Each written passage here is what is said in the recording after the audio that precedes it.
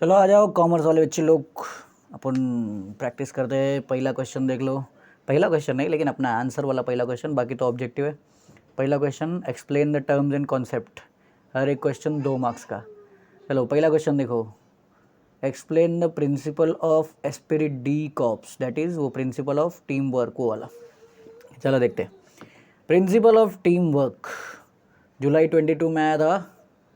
याद रखो, ये आंसर लिखते टाइम पे ज़्यादा मगजमारी करने का नहीं, छोटा छोटा आंसर लिखो, बहुत ज़्यादा बड़ा आंसर लिखने की ज़रूरत नहीं है। 2 मार्क्स का आंसर है, अपना जान लेके नहीं जाएगा, अपने हिसाब से छोटा छोटा आंसर लिखने का। चलो let's start. Principal of esprit de cops means union is strength. Spirit de cops मतलब यूनियन इज स्ट्रेंथ। सब लोग साथ में रहेंगे तो वो स्ट्रेंथ रहेगा, सब लोग साथ में मिलकर काम करेंगे तो जल्दी काम होगा, एफिशिएंसी दिखेगा। Principle of Esprit de Corps is one of the principles of management that are introduced and developed by Henry Fayol. ये एस्पिरिट डी कॉप्स वाला जो प्रिंसिपल है, ये 14 प्रिंसिपल ऑफ मैनेजमेंट में से एक प्रिंसिपल है, और इसको डेवलप किसने किया? हेनरी फयोल ने। This principle integrates and coordinates the individual group and group efforts, the individual and group efforts. फिर से पढ़ता हूँ, चलो। This principle integrates and coordinates the individual and group efforts to achieve organisational goals. It emphasises the spirit of team work. ये principle में man to man बताता है कि इंडिविजुअल काम तो करना ही है आपको आपके ऑर्गेनाइजेशन में, लेकिन साथ साथ में ग्रुप एफर्ट्स भी दिखाना है। मतलब क्या, अगर फाइनेंस डिपार्टमेंट में कोई एम्प्लॉय है तो वो अपना काम तो इंडिविजुअली करेगा ही करेगा, लेकिन बाकी दूसरे को डिपार्टमेंट से भी उसको कोऑर्डिनेट करते रहना है। सेल्स डिपार्टमेंट से कोऑर्डिनेट करते रहने का, और फिर मार्केटिंग डिपार्टमेंट से कोऑर्डिनेट करते रहने का, प्रमोशन डिपार्टमेंट से। हर एक डिपार्टमेंट का अपना अलग सेटअप होता है, तो उसे कोऑर्डिनेट करते रहना पड़ता है। It emphasises the spirit of team work. Man to man focus किस पे होता है? टीम वर्क के स्पिरिट पे, कि आप अकेले तो काम कर ही रहे हो, लेकिन पूरे ऑर्गेनाइजेशन का ध्यान रखते हुए आपको पूरे ऑर्गेनाइजेशन के बारे में भी सोचना है। ठीक है, अभी दूसरा पॉइंट, पहला पॉइंट हो गया, 1 मार्क्स मिल गया अपने को। दूसरा point, the manager as a leader should create the feeling of team spirit and understanding among the various groups of employees. तो मैनेजर का काम है, लीडर होने के नाते, किसका काम है? मैनेजर का। मैनेजर साहब का काम है कि लीडर होने के नाते उसको अपने टीम के अंदर टीम स्पिरिट का फीलिंग लेके आना है। जो टीम स्पिरिट का फीलिंग अगर सब लोग के अंदर आएगा तो सब लोग मिलजुल के काम करेंगे। And understanding among the various groups of employees. Employees का जो अलग अलग ग्रुप है, अलग अलग डिपार्टमेंट है, finance department, sales department, promotion department, advertising department, accounts department, सब डिपार्टमेंट को एक साथ में लेके चलने का काम किसका? मैनेजर का। When the entire group of employees works as a team, their efforts get directed towards realizing the goals of the organization. जब पूरी की पूरी ऑर्गेनाइजेशन के जितने भी लोग हैं सब एक साथ में मिलजुल के काम करते हैं, तो ऑर्गेनाइजेशन का जो बड़ा वाला गोल है उस तक पहुंचने में आसानी होता है। बराबर, सब लोग अपना इंडिविजुअल देखते रहेंगे, मेरे को प्रमोशन मिलना चाहिए, मेरा काम होना चाहिए, मेरे डिपार्टमेंट का काम थोड़ी मैं थोड़ी करूँगा। अगर ऐसा चलेगा तो मतलब वहाँ पे टीम वर्क नहीं है। तो मैनेजर का काम है टीम वर्क को एम्प्लॉय करने का पूरे के पूरे ऑर्गेनाइजेशन में। ठीक है, ये पहला क्वेश्चन। नेक्स्ट क्वेश्चन देखो, principal of discipline. Principal of discipline भी 2 मार्क्स का क्वेश्चन। एक्सप्लेन द कॉन्सेप्ट, ये भी मार्च 2024 में पिछले साल का ही क्वेश्चन है। चलो आंसर देखो ध्यान से। Principal of discipline is one of the important principles of management which were developed by Henry Fayol. Same वो प्रिंसिपल ऑफ मैनेजमेंट में से एक है, हेनरी फयोल ने डेवलप किया था, और इंपॉर्टेंट प्रिंसिपल ऑफ मैनेजमेंट में से एक है। In relation to organisation, discipline means strictly obeying the instructions of superiors. Organisation के हिसाब से डिसिप्लिन का मतलब क्या? अलग अलग स्पीयर्स में, लाइफ के अलग अलग एस्पेक्ट में डिसिप्लिन का मतलब अलग अलग रहता है। इधर पे अपने आंसर में हम लोग किस पे फोकस कर रहे हैं? ऑर्गेनाइजेशन, क्योंकि organisation of commerce and management, तो ऑर्गेनाइजेशन पे फोकस कर रहे हैं। ऑर्गेनाइजेशन में डिसिप्लिन का मतलब क्या? ऑर्गेनाइजेशन ने जो रूल्स एंड रेगुलेशन बनाया है, जो सुपीरियर लोग ने, मतलब सीनियर लोग ने जो रूल्स एंड रेगुलेशन बनाया है, उसको चुपचाप ओबे करने का, अपना दिमाग चलाने का नहीं। जो भी एम्प्लॉय रूल फॉलो नहीं करेगा मतलब वो डिसिप्लिन फॉलो नहीं कर रहा है, ऐसा रहता है प्रिंसिपल ऑफ डिसिप्लिन के हिसाब से। फर्स्ट पॉइंट खत्म, 1 मार्क्स मिल गया। दूसरा पॉइंट देखो, Henri Fayol insist that discipline is essential for smooth working of an organisation. Henri Fayol सबसे इंसिस्ट करता है, मतलब क्या, आपको आपके ऑर्गेनाइजेशन में डिसिप्लिन चाहिए तो ऑर्गेनाइजेशन में डिसिप्लिन लाओ, तभी ऑर्गेनाइजेशन अच्छे से चलेगा, स्मूथली चलेगा। नहीं तो रुक रुक के चलेगा, बीच बीच में रुकावट आएगा, प्रॉब्लम्स आएगा। वो प्रॉब्लम सॉल्व करते करते, इंटरनल प्रॉब्लम सॉल्व करते करते इतना टाइम बीत जाएगा कि बाहर की प्रॉब्लम सॉल्व करने का टाइम ही नहीं बचेगा। Discipline contributes to organizational success by ensuring that employees follow established procedures. Discipline की वजह से क्या होता है, ऑर्गेनाइजेशन को सक्सेस मिलता है और इससे मेक श्योर करते हैं कि सब एम्प्लॉय लोग जो प्रोसीजर इस्टेब्लिश किया गया है, जो सेटअप बनाया गया है कि ऐसे ही काम करने का, वैसे ही सब लोग काम करते हैं, कोई वो सेटअप को तोड़ता नहीं है। तो इसके लिए डिसिप्लिन इंपॉर्टेंट है। नेक्स्ट देखो, maintains high standard of behaviour. तो डिसिप्लिन की वजह से बिहेवियर का हाई स्टैंडर्ड मेंटेन रहता है कि आप अगर किसी पोस्ट पे हो, किसी लेवल पे हो, तो उस लेवल पे हाईएस्ट बिहेवियर क्या है, वो बिहेवियर आपको रखना है। वो कैसे आता है, डिसिप्लिन से। वर्क टुवर्ड कॉमन गोल्स, सब लोग के जो गोल्स है वो कॉमन होने चाहिए। गोल मतलब क्या, मेन गोल जो ऑर्गेनाइजेशन का बना है वो गोल की तरफ सब लोग को काम करना चाहिए। तो वो कैसे आएगा, डिसिप्लिन से। And contribute their skill more effectively, सब टीम के मेंबर्स लोग, चाहे वो कोई भी डिपार्टमेंट में हो, चाहे कोई भी स्पेशलाइजेशन किया हो, चाहे कोई भी फील्ड में एक्सपर्ट हो, उससे मतलब नहीं अपने को। Man to man principle of discipline क्या बोलता है, सबका स्किल को डिप्लॉय कर दो ऑर्गेनाइजेशन का गोल अचीव करने के लिए, बराबर। As a result their productivity and efficiency gets improved. तो डिसिप्लिन आता है ऑर्गेनाइजेशन में तो होता क्या, रिजल्ट क्या निकल के आता है, सबका प्रोडक्टिविटी बढ़ता है, मतलब कम टाइम में ज़्यादा काम करते हैं, और सबका एफिशिएंसी बढ़ता है। एफिशिएंसी मतलब क्या, टाइम वेस्ट नहीं होता है, पैसा वेस्ट नहीं होता है, एनर्जी वेस्ट नहीं होता है, और रिसोर्सेज वेस्ट नहीं होता है। अगर ये चार चीज़ वेस्ट नहीं होगा, अगर अच्छे से यूज़ होगा, जिसको अपन ऑप्टिमम यूज़ बोलते हैं, तो ऑप्टिमम यूज़ अगर होगा तो मतलब क्या, सब अच्छे से काम चलेगा। तो इसके लिए डिसिप्लिन ज़रूरी है, प्रिंसिपल ऑफ डिसिप्लिन। बस 2 पॉइंट लिख दिया, बस हो गया, 2 मार्क्स मिल गया अपने को। नेक्स्ट देखो, मोशन स्टडी। कौन सा, मोशन स्टडी। इसमें भी 2 पॉइंट्स है। पहला पॉइंट देखो 1 मार्क्स के लिए, टोटल 2 मार्क्स के लिए। पहला पॉइंट 1 मार्क्स के लिए, दूसरा पॉइंट 2 मार्क्स के लिए। दूसरा पॉइंट 2 मार्क्स के लिए नहीं, दूसरा पॉइंट दूसरे मार्क्स के लिए। पहला पॉइंट देखो, this is one of the important techniques of scientific management developed by FW Taylor. अभी इसके पहले वाला जो 2 पढ़ा था हम लोग ने, वो प्रिंसिपल था। ये क्या है, टेक्निक ऑफ डेवलपमेंट है। टेक्निक ऑफ डेवलपमेंट नहीं, टेक्निक ऑफ मैनेजमेंट, खाई में, सॉरी। तो मोशन स्टडी साइंटिफिक मैनेजमेंट का इंपॉर्टेंट टेक्निक में से एक है। किसने डेवलप किया है, FW टेलर ने। मोशन स्टडी का मतलब क्या देखो, motion study refers to the movement of employees as well as movement of machine while completing a particular task. तो मोशन स्टडी का मतलब क्या, एम्प्लॉयज़ के मूवमेंट को स्टडी करना और मशीन के मूवमेंट को स्टडी करना, कि एक मशीन जब चलती है तो एक टाइम पे कितना प्रोडक्शन होता है, एक काम खत्म करने के टाइम पे कौन कैसे काम करता है, वो मूवमेंट को ट्रैक करते हैं, तो उसको बोलते हैं अपन, क्या बोलते हैं, motion study. The motion study helps the manager to know the movements required for a person to do a particular job. Motion study से मैनेजर को मदद मिलता है ताकि वो समझ सके कि एक पर्सन को एक काम करने के लिए कितना टाइम लगेगा, कितना एफिशिएंटली वो काम करेगा, कितना अच्छे से कौन से मेथड से काम करेगा, इसको बोलते हैं मोशन स्टडी। तो मैनेजर को मैनेजमेंट करने के लिए चेक करना पड़ता है कि कौन कैसा काम कर रहा है। नेक्स्ट वाला, it also helps the manager to combine some actions और मूवमेंट इन द प्रोसेस। तो ये मोशन स्टडी के अच्छा दूसरा पॉइंट आ गया क्या, चलो दूसरा पॉइंट सेकेंड मार्क्स के लिए। This study is useful to the manager to eliminate unnecessary movements और the sequence for doing the job. ये मोशन स्टडी करके मैनेजर को क्या काम आता है देखो।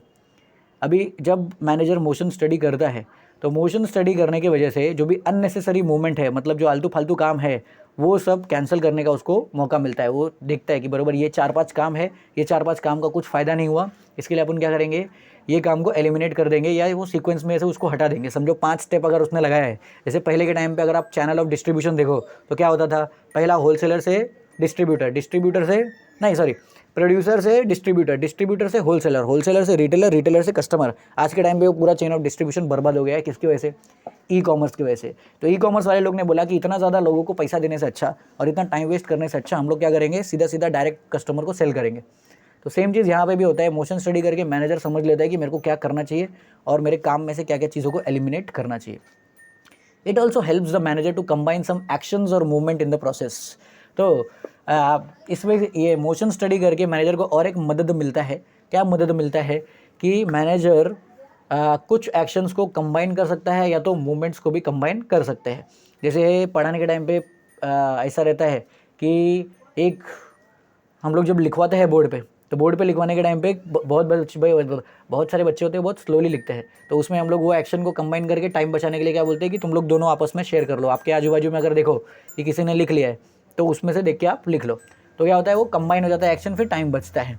It increases efficiency and productivity of the employees and helps in reducing the wastage of time, wastage of raw material and improving the usefulness of resources. ये study की वजह से मैनेजर का 3-4 काम होता है।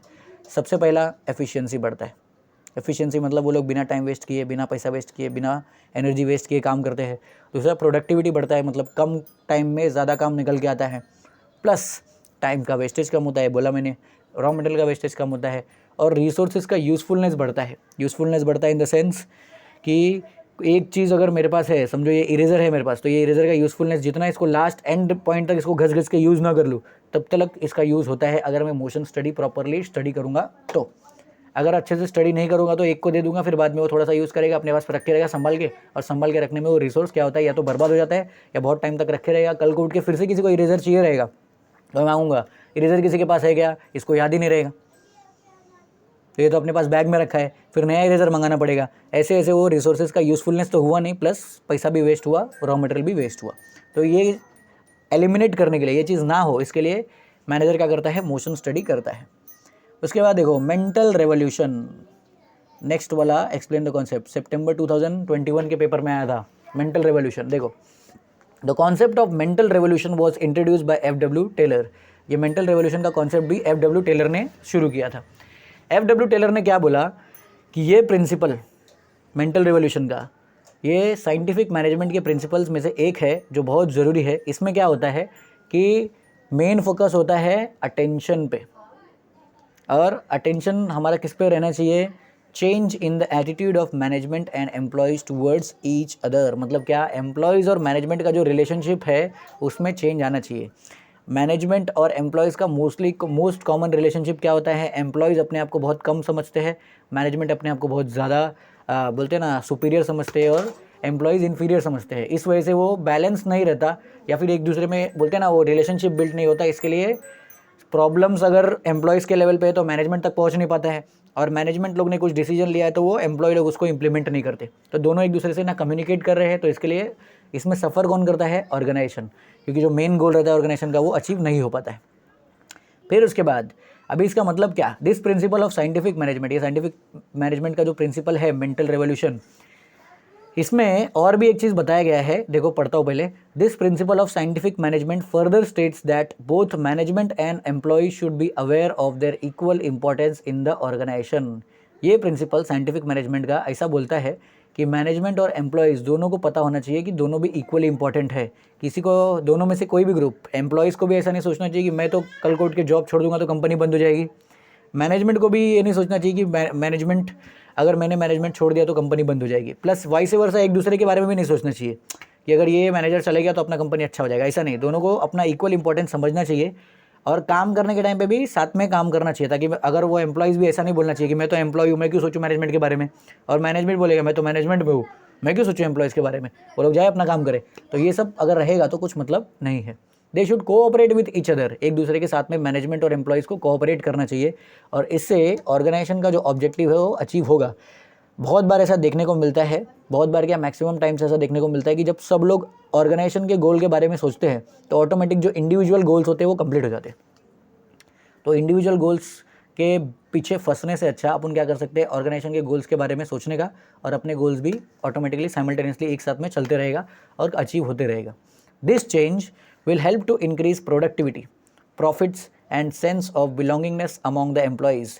ये चेंज जो है मेंटल रेवोल्यूशन होने के बाद जो चेंज आता है कि मैनेजमेंट और एम्प्लॉय आपस में दोस्ती हो जाता है, और वो दोनों का एटीट्यूड एक दूसरे की तरफ बदल जाता है, उससे प्रोडक्टिविटी बढ़ता है, मतलब कम टाइम में ज़्यादा काम होता है, प्रॉफिट बढ़ता है, ऑर्गेनाइजेशन का फ़ायदा होता है, और एम्प्लॉयज़ के अंदर सेंस ऑफ बिलोंगिंगनेस आता है। मतलब क्या, अगर कोई उनसे पूछता है कि आप कहाँ काम करते हो, तो एम्प्लॉयज़ के मुंह से भी निकलता है मेरी कंपनी ऐसी है, बरोबर। मतलब क्या, एम्प्लॉय ने कंपनी को अपना मान लिया, वो बिलोंगिंगनेस का फीलिंग आ गया है। तो ये मेंटल रेवोल्यूशन के वैसे ही होता है। जो कंपनी में मेंटल रेवोल्यूशन हो चुका है, मतलब क्या, एम्प्लॉयज़ और मैनेजमेंट के बीच में रिलेशनशिप बिल्ड हो गया है, वहाँ पे ही बिलोंगिंगनेस का फीलिंग आता है। जहाँ पे नहीं हुआ है वहाँ पे नहीं आता।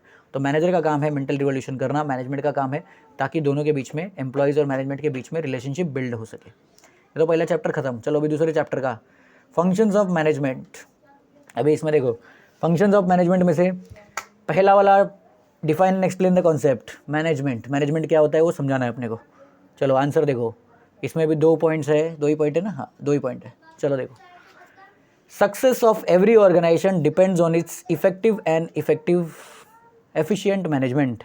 हर एक ऑर्गेनाइजेशन तभी सक्सेसफुल हो सकती है अगर मैनेजमेंट इफेक्टिव है और एफिशिएंट है। अगर मैनेजमेंट इफेक्टिव और एफिशिएंट नहीं रहेगा तो सक्सेसफुल होने का चांस बहुत कम रहता है, और अगर सक्सेसफुल हुए भी वो लोग तो भी वो सक्सेस ज़्यादा टाइम तक टिकता नहीं है, बहुत जल्दी ख़त्म हो जाता है। The task of getting the work done by others to achieve organisational goal is called as management. दूसरों से काम करवा लेना ताकि ऑर्गेनाइजेशन का जो बड़ा वाला गोल है वो अचीव हो जाए, उसको ही हम लोग क्या बोलते हैं, दोनों एक साथ में आते तो बोलते हैं मैनेजमेंट। वापस एक बार बताता हूँ, the task of getting work done by others to achieve organisational goal is called as management. दूसरों से इस तरह काम करवा के लेना कि ऑर्गेनाइजेशन का जो बड़ा सा गोल है वो गोल अचीव हो जाए, उसको क्या बोलते हैं अपन, management. In brief, the tasks which are undertaken मतलब done to achieve organisational goals that is objectives is called as management. तो शॉर्ट में अगर बोलेंगे, वो सब काम जो कि ऑर्गेनाइजेशनल गोल को अचीव करने के लिए किया जाता है उसको अपन क्या बोलते हैं, management. According to L.A. Allen, एक मैनेजमेंट का डेफिनेशन भी दिया है, वो भी अपन लिख सकते हैं। अगर कभी कभी ऐसा होता है कि ये L.A. Allen या जो भी नाम रहता है अपने को याद नहीं रहता है, तो उधर पे अपन लिख सकते हैं management can be defined as. अभी कैन बी डिफाइंड एज मतलब कोई भी डिफाइन कर सकता है, अभी किसने डिफाइन किया मालूम नहीं, बस डिफाइन किया है। Management can be defined as management is what a manager does. Management मतलब क्या, L.A. Allen के हिसाब से मैनेजर जो भी काम करता है वो मैनेजमेंट है। Management is a set of principles which relate to various functions such as planning, organizing, staffing, directing, coordinating, controlling, etc. तो मैनेजमेंट एक सेट ऑफ प्रिंसिपल्स है जिसमें बहुत सारे फंक्शन होते हैं। पहला फंक्शन प्लानिंग, दूसरा फंक्शन ऑर्गेनाइजिंग, तीसरा फंक्शन स्टाफिंग, चौथा फंक्शन डायरेक्टिंग, पांचवा फंक्शन कोऑर्डिनेटिंग, छठवां फंक्शन कंट्रोलिंग। ऐसे फंक्शंस होते हैं और ये functions are helpful in achieving organisational goals. ये सब फंक्शन को का इस्तेमाल करके ऑर्गेनाइजेशन के गोल्स अचीव होते हैं। Management is necessary in all types of business organisations. Her type के बिजनेस ऑर्गेनाइजेशन में, चाहे प्रॉफिट वाला ऑर्गेनाइजेशन हो चाहे नॉन प्रॉफिट ऑर्गेनाइजेशन हो, मैनेजमेंट तो ज़रूरी है। इनफैक्ट नॉन प्रॉफिट ऑर्गेनाइजेशन में तो ज़्यादा मैनेजमेंट की गरज होती है, क्योंकि वहाँ पे नॉन प्रॉफिट के लिए कोई काम ही नहीं कर रहा है, तो उधर पे मोटिवेशन की और मैनेजमेंट की ज़्यादा ज़रूरत होती है। नॉन बिजनेस ऑर्गेनाइजेशन देखो दिया, एंड सोशल एक्टिविटीज़, कोई भी सोशल एक्टिविटीज़ में तुम लोग जा रहे हो, 50 लोग जा रहे हो बीच क्लीनिंग करने के लिए, तो मैनेजमेंट की तो ज़रूरत है ना, कौन क्या काम करेगा वो पता होना चाहिए। नहीं तो मालूम पड़ा 50 के 50 लोग एक साथ में एक ही साथ में एक कचरा उठाने के लिए जा रहे, तो वहाँ पे जो काम होने वाला रहेगा वो भी नहीं होगा। तो सब सोशल एक्टिविटीज़ में, सब बिजनेस ऑर्गेनाइजेशन में और सब नॉन बिजनेस ऑर्गेनाइजेशन में मैनेजमेंट सुपर इंपॉर्टेंट रहता है। ख़त्म, 2 मार्क्स मिल गया। Next, organising. ऑर्गेनाइजिंग भी अपने को एक्सप्लेन करना है। मार्च 22 में और जुलाई 22 में भी आया था, मतलब 2 बार आ चुका है पेपर में, तो इंपॉर्टेंट समझ के चलो इसको। चलो, organising it refers to the process of identifying, bringing the required resources together such as men, money, material, machines and method, and grouping and arranging them in proper manner to achieve the goals of an organization। तो organising का मतलब identify करना कि कौन सा resources लगेगा काम करने के लिए। दूसरा, और ब्रिंग, लेके आना जो जो रिसोर्सेज लगेगा काम को ख़त्म करने के लिए, जो भी गोल अचीव किया है, प्लान बनाया है, वो प्लान को अचीव करने के लिए जो भी चीज़ें लगेगी उसको आइडेंटिफाई करना, पहले लिस्ट बनाना। देखो अपने को 15-20 चीज़ लगेगा ये काम ख़त्म करने के लिए, और फिर उसके बाद उसको अरेंज करना, लेके आओ जहाँ पे भी रहेगा वहाँ से लेके आओ क्या क्या चीज़ लगता है अपने को कोई काम ख़त्म करने के लिए। सबसे पहले मैन, इंसान चाहिए ना काम करने के लिए। दूसरा मनी, पैसा चाहिए तभी तो खरीदेंगे, नहीं तो कहाँ से फोकट में मिलेगा क्या। तीसरा मटेरियल चाहिए रहता है, जो भी चीज़ें चाहिए, जो भी इक्विपमेंट्स चाहिए। उसके बाद मशीन चाहिए, और उसके बाद चाहिए मेथड कि ये सब लोग जो आए हैं वो कैसे काम करेंगे, तो मेथड चाहिए रहता है। और सब चीज़ों को अलग अलग ग्रुप में बांटना और सब चीज़ को ऐसे अरेंज करना ताकि ऑर्गेनाइजेशन के पूरे गोल्स अचीव हो सके। तो पहले शुरुआत में प्लान बनता है, 1 साल में हम लोग क्या क्या करने वाले हैं, वो 1 साल में जो भी करने वाले हैं उसके लिए अपने को क्या क्या लगेगा, और जब वो अरेंज करते हैं उसको हम लोग बोलते हैं organising. It is prepared by the top level management. ये ऑर्गेनाइजिंग का काम कौन करता है, याद रखो, टॉप लेवल मैनेजमेंट करता है ऑर्गेनाइजिंग का काम। Organising function decides the ways and means to achieve what has been planned. Organising का जो फंक्शन होता है उससे डिसाइड होता है कि जो भी प्लानिंग हुआ है वो कैसे अचीव होएगा, उसके लिए क्या क्या लगेगा, कौन से तरीके से काम होगा, हर चीज़ कैसे डिसाइड होता है ऑर्गेनाइजिंग फंक्शन से। ठीक है, फिर देखो दूसरा, देखो organising is more important than executing the plan को एग्जीक्यूट करने से ज़्यादा इंपॉर्टेंट क्या है, ऑर्गेनाइजिंग। कि मालूम पड़ा प्लान को इंप्लीमेंट करना शुरू कर दिया और इम्प्लीमेंटेशन के बाद में मालूम पड़ रहा है कि काम चालू हो गया है, जो भी चीज़ें चाहिए वो तो है ही नहीं, जो मैनेजर्स चाहिए वो तो है ही नहीं, जो मेथड चाहिए, तरीका ही नहीं पता कैसे करना है, तो कोई भी काम कुछ भी करके निकल लेंगे। तो इसके लिए कभी भी देखने का, मैनेजमेंट करने के लिए एग्जीक्यूट करने से ज़्यादा इंपॉर्टेंट क्या है, ऑर्गेनाइजिंग। अभी और एक डेफिनेशन दिया, देख लो। According to Koontz and O'Donnell, organizing involves the grouping of activities necessary to accomplish goals and plans, the assignment of these activities to appropriate departments and provision of authority, delegation and coordination। Organising में बहुत सारा काम आता है Coons और O'Donnell के हिसाब से। सबसे पहला, एक्टिविटीज़ को ग्रुप करने का, कौन सा काम कौन करेगा, सबसे पहला ये ग्रुप बनता है।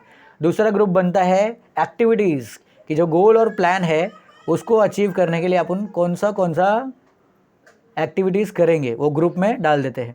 फिर उसके बाद वो जो काम हमने डिसाइड किया है कि ये 75 काम हमको करना है, वो 75 काम अलग अलग डिपार्टमेंट में जाके लोगों को बांटना कि ये 5 काम आपका, 5 काम आपका, 5 काम आपका, 5 काम आपका, ऐसा 5-5 सब लोग को बांट देते हैं। ज़रूरी नहीं है 5-5, लेकिन एग्जाम्पल।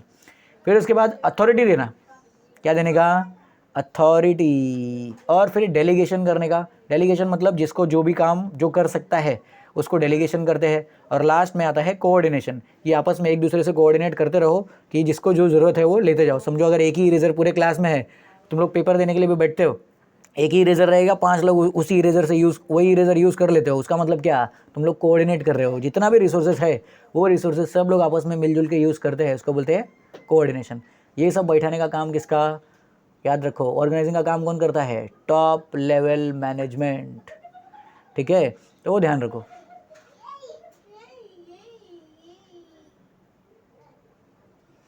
ठीक है, ऑर्गेनाइजिंग। चलो अभी स्टाफिंग। स्टाफिंग देखो, staffing is one of the most important function of management. Staffing भी मैनेजमेंट के फंक्शंस में से एक है। सितंबर 2021 में देखो आया था ये एग्जाम में। दिट इज द, क्या होता है स्टाफिंग, देखो अभी, it is the process of attracting, recruiting, training, developing, appraising, remunerating and retaining the best workforce. देखो स्टाफिंग में बहुत सारा एक्टिविटी है। सबसे पहला, अट्रैक्टिंग द बेस्ट वर्कफोर्स, मतलब क्या, जो भी बेस्ट इंसान है पूरे मार्केट में जो मेरा काम करके दे सकता है उसको अट्रैक्ट करना, अट्रैक्टिव सैलरी देने का, उसको काम पे आने के बाद उसको अच्छा खासा बोलते ना सुविधा देने का। इसमें गूगल और माइक्रोसॉफ्ट देखो बहुत अच्छा सुविधा देते हैं, वो लोग के एम्प्लॉयज़ लोग को लोग इतना बिगाड़ देते हैं, इतना सुविधा देते हैं। सोने को चाहिए तो आपके लिए सोने के लिए रूम बना दिया, आपको गेमिंग चाहिए तो गेमिंग रूम बना दिया, सब कुछ करके दे देते हैं।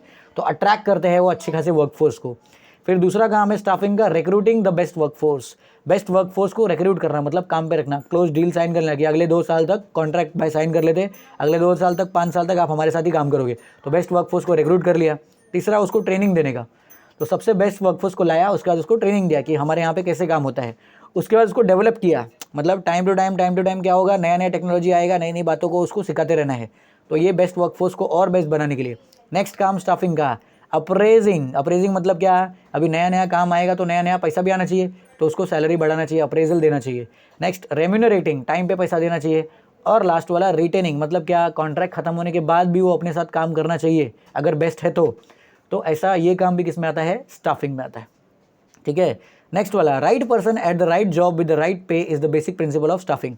स्टाफिंग का बेसिक एक ही प्रिंसिपल है, सही जगह पे सही इंसान होना चाहिए और उसको सही पेमेंट मिलना चाहिए, तो मतलब स्टाफिंग का फंक्शन बरोबर चल रहा है। This function is concern with managing humans and not material. ये जो फंक्शन ऑफ मैनेजमेंट है इसको किससे मतलब है, ह्यूमन से मतलब है। इसके पहले वाला जो हम लोग ने पढ़ा, देखो ये ऑर्गेनाइजिंग वाला, इसमें मटेरियल को हम मोस्टली देखते हैं, लेकिन स्टाफिंग में क्या होता है, ह्यूमंस को मैनेज करना रहता है, कौन क्या काम करेगा, उसको सही पेमेंट मिल रहा है कि नहीं। इसका भी डेफिनेशन देख लो। अकॉर्डिंग टू एस बेंजामिन के हिसाब से, staffing is the process involve in identifying, assessing, placing, evaluating and directing individuals at work. तो स्टाफिंग का मतलब क्या, इसमें बहुत सारे काम है। इंडिविजुअल्स को आइडेंटिफाई करना, कौन मेरा काम कर सकता है। असेसिंग, चेक करना कि इसको जो मैंने जजमेंट बैठाया है सच में ये कर सकता है कि बस ऐसे मुझे लग रहा था। दूसरा, प्लेसिंग, मतलब सबको सही जगह पे बैठा देना। अकाउंट्स डिपार्टमेंट वाले मैनेजर को अकाउंट्स डिपार्टमेंट में दे देना, जिसका सेल्स अच्छा है उसको सेल्स मैनेजर बना देने का, तो उसको बोलते हैं प्लेसिंग। फिर उसके बाद evaluating, time to time check करते रहने का कि मैंने जिसको जो काम दिया वो बरोबर कर रहा है कि नहीं, जो टारगेट मेरे ऑर्गेनाइजेशन का है वो अचीव हो रहा है कि नहीं हो रहा है। और अगर नहीं अचीव हो रहा है तो सबको डायरेक्शन दिखाना कि आपका ये जो भी चीज़ लैग बिहाइंड हो रहा है वो कितना, अभी उसको आगे बढ़ने के लिए, ट्रैक पे आने के लिए आपको क्या करना पड़ेगा। साथ साथ में जो लोग सही काम करें, अच्छा काम करें, उनको अप्रेजल देना भी किसका काम है, स्टाफिंग फंक्शन का काम है। स्टाफिंग की वजह से होता क्या है, लास्ट लाइन देखो, staffing functions leads to effective and optimum utilisation of human resources. Human resources सबसे ज़्यादा अच्छे से इफेक्टिव यूज़ करना और उसको अच्छे से वो लोग के काम को यूटिलाइज करना, वो किसका काम है, स्टाफिंग का, बराबर। ऑप्टिमम यूटिलाइजेशन का मतलब क्या, जितना ज़्यादा काम वो लोग कर सकते हैं एनर्जी वेस्ट किए बिना, उतना ज़्यादा काम वो लोग से करवा के लेने का, ये काम किसका है, स्टाफिंग फंक्शन का। ठीक है, चलो ये वाला हो गया, ये भी, इसका भी 2 मार्क्स। अभी नेक्स्ट देखो, नेक्स्ट डायरेक्टिंग फंक्शन। चलो डायरेक्टिंग में ये भी 2 मार्क्स का है, जुलाई 2022 में आया था। चलो ये इसका पहला वाला पॉइंट पढ़ते हैं। It is the process of instructing, guiding, communicating, inspiring, motivating and supervising the employees to achieve predetermined goals of an organisation. Directing वो प्रोसेस है जिसमें भी बहुत सारी एक्टिविटीज़ है। पहला एक्टिविटी इंस्ट्रक्टिंग, जिसको जो भी काम दिया है उसको इंस्ट्रक्शन देने का, आपका काम ये 5 स्टेप्स में पूरा होगा, इंस्ट्रक्टिंग। फिर उसके बाद गाइड करना, ये बताने के बाद भी सब लोगों को समझ में नहीं आता है। बहुत सारे लोग बोलते हैं मेरा हाथ पकड़ के लिखवाओ, मेरा हाथ पकड़ के काम कराओ, इसको बोलते हैं हैंड होल्डिंग सपोर्ट। तो गाइड करने का काम भी किसका है, मैनेजमेंट का, और वो मैनेजमेंट डायरेक्टिंग फंक्शन में गाइडिंग का काम करता है। गाइडिंग करने के बाद आता है डायरेक्टिंग के अंदर ही दूसरा एक्टिविटी है communicating, time to time communication बैठाते रहने का कि इसको क्या ज़रूरत है। फिर उसके बाद इंस्पायरिंग, बहुत सारे लोग का मोटिवेशन खत्म हो जाता है और वो लोग बोलते हैं नहीं नहीं ये काम कुछ काम का नहीं है, मुझे दूसरा कोई काम दे दो। तो वो लोग को इंस्पायर करना, मोटिवेट करना, और फिर सुपरवाइज करते रहना कि वो लोग को जो काम दिया है वो लोग बरोबर टाइम टू टाइम कर रहे हैं कि नहीं। वो सुपरविजन का भी काम किस में आता है, डायरेक्टिंग में आता है। ये सब चीज़ किसके लिए है, इतना सारा एक्टिविटी वो लोग क्यों करते हैं, ताकि प्री डिटरमाइंड गोल्स जो है, देखो predetermined goals of an organisation, ये प्री डिटरमाइंड गोल्स को वो लोग अचीव कर पाए, इसके लिए इतना मेहनत करते हैं। Director shows the correct path as well as guides the employees in solving the problems wherever necessary. जहाँ पे भी ज़रूरी है वहाँ पे डायरेक्टर आता है और अपने एम्प्लॉयज़ का प्रॉब्लम सॉल्व करता है, यही डायरेक्टर का काम होता है। तो डायरेक्टिंग प्रिंसिपल का मेन टू मेन फंक्शन वही है कि बीच जो प्लान है, प्लान को एग्जीक्यूट करने के बीच में जितना भी प्रॉब्लम आएगा वो प्रॉब्लम सॉल्व करने का काम किसका, डायरेक्टर का। और डायरेक्टिंग प्रिंसिपल का मतलब यही है, सारे प्रॉब्लम्स को सॉल्व करने का। डेफिनेशन देख लो, अकॉर्डिंग टू थियो, एक minute, according to Theo Haimann, direction consist of the process and techniques utilizing in issuing instructions and making certain that operations are carried out as planned. Theo Haimann के हिसाब से direction में ऐसा process और technique use किया जाता है जिसमें जो भी इंस्ट्रक्शन दिया जाएगा उससे जो भी काम का गोल है वो पूरा अचीव होना चाहिए, बरोबर। प्लान और एग्जीक्यूशन के बीच में जो इंस्ट्रक्शन देने का काम है वो है डायरेक्टिंग का।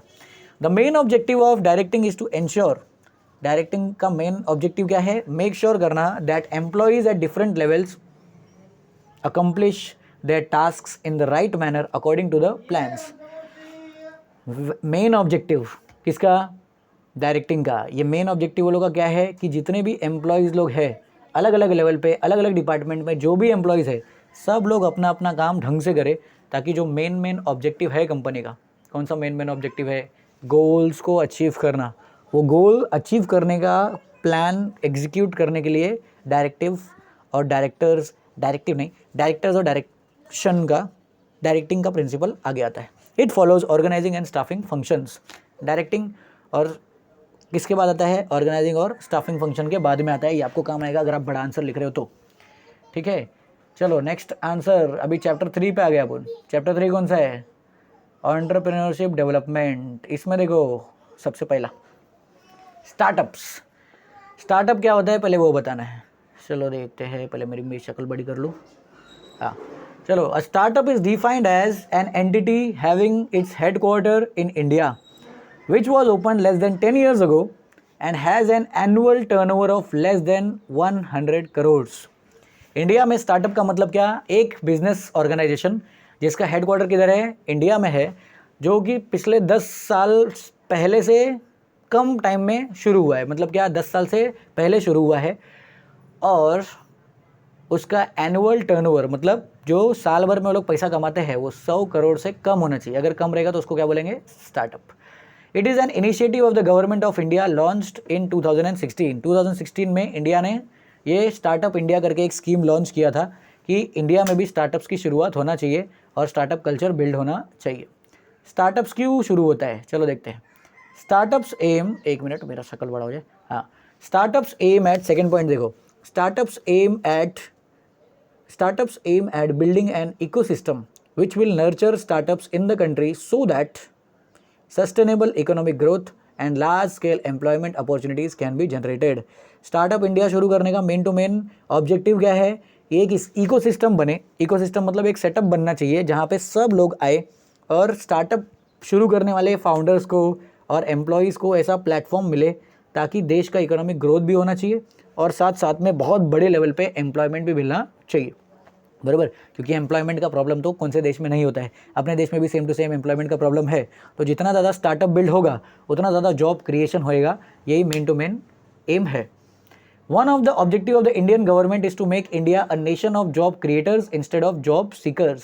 गवर्नमेंट ऑफ इंडिया का मेन टू मेन ऑब्जेक्टिव ये स्टार्टअप इंडिया शुरू करने के पीछे क्या है कि इंडिया में जो भी बिजनेस है वो लोग जॉब्स क्रिएट करें. और जब इंडिविजुअल्स कॉलेज से निकलते हैं, जैसे तुम लोग अभी 12वीं खत्म करके कॉलेज से निकलोगे और फिर उसके बाद अपना ग्रेजुएशन वगैरह खत्म करोगे, तो जब मार्केट में आप लोग आओ तो जॉब ढूंढने के बजाय आप लोग जॉब क्रिएट करने के पीछे बहुत ज़्यादा अट्रैक्ट हो जाओ. ये मेन टू मेन फोकस किसका है? गवर्नमेंट ऑफ इंडिया का. इसके लिए स्टार्टअप शुरू किया है.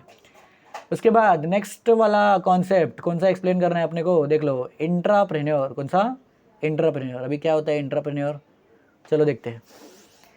Entrepreneurship may be defined as entrepreneurship without an existing organization. अगर कोई इंसान ने अपना खुद का ऑर्गेनाइजेशन शुरू नहीं किया है लेकिन फिर भी वो एंटरप्रेन्योरशिप कर रहे हैं तो उसको बोलते हैं इंट्राप्रेन्योर. मतलब क्या? डिटेल में आगे है, चलो देखते हैं. An entrepreneur is an employee.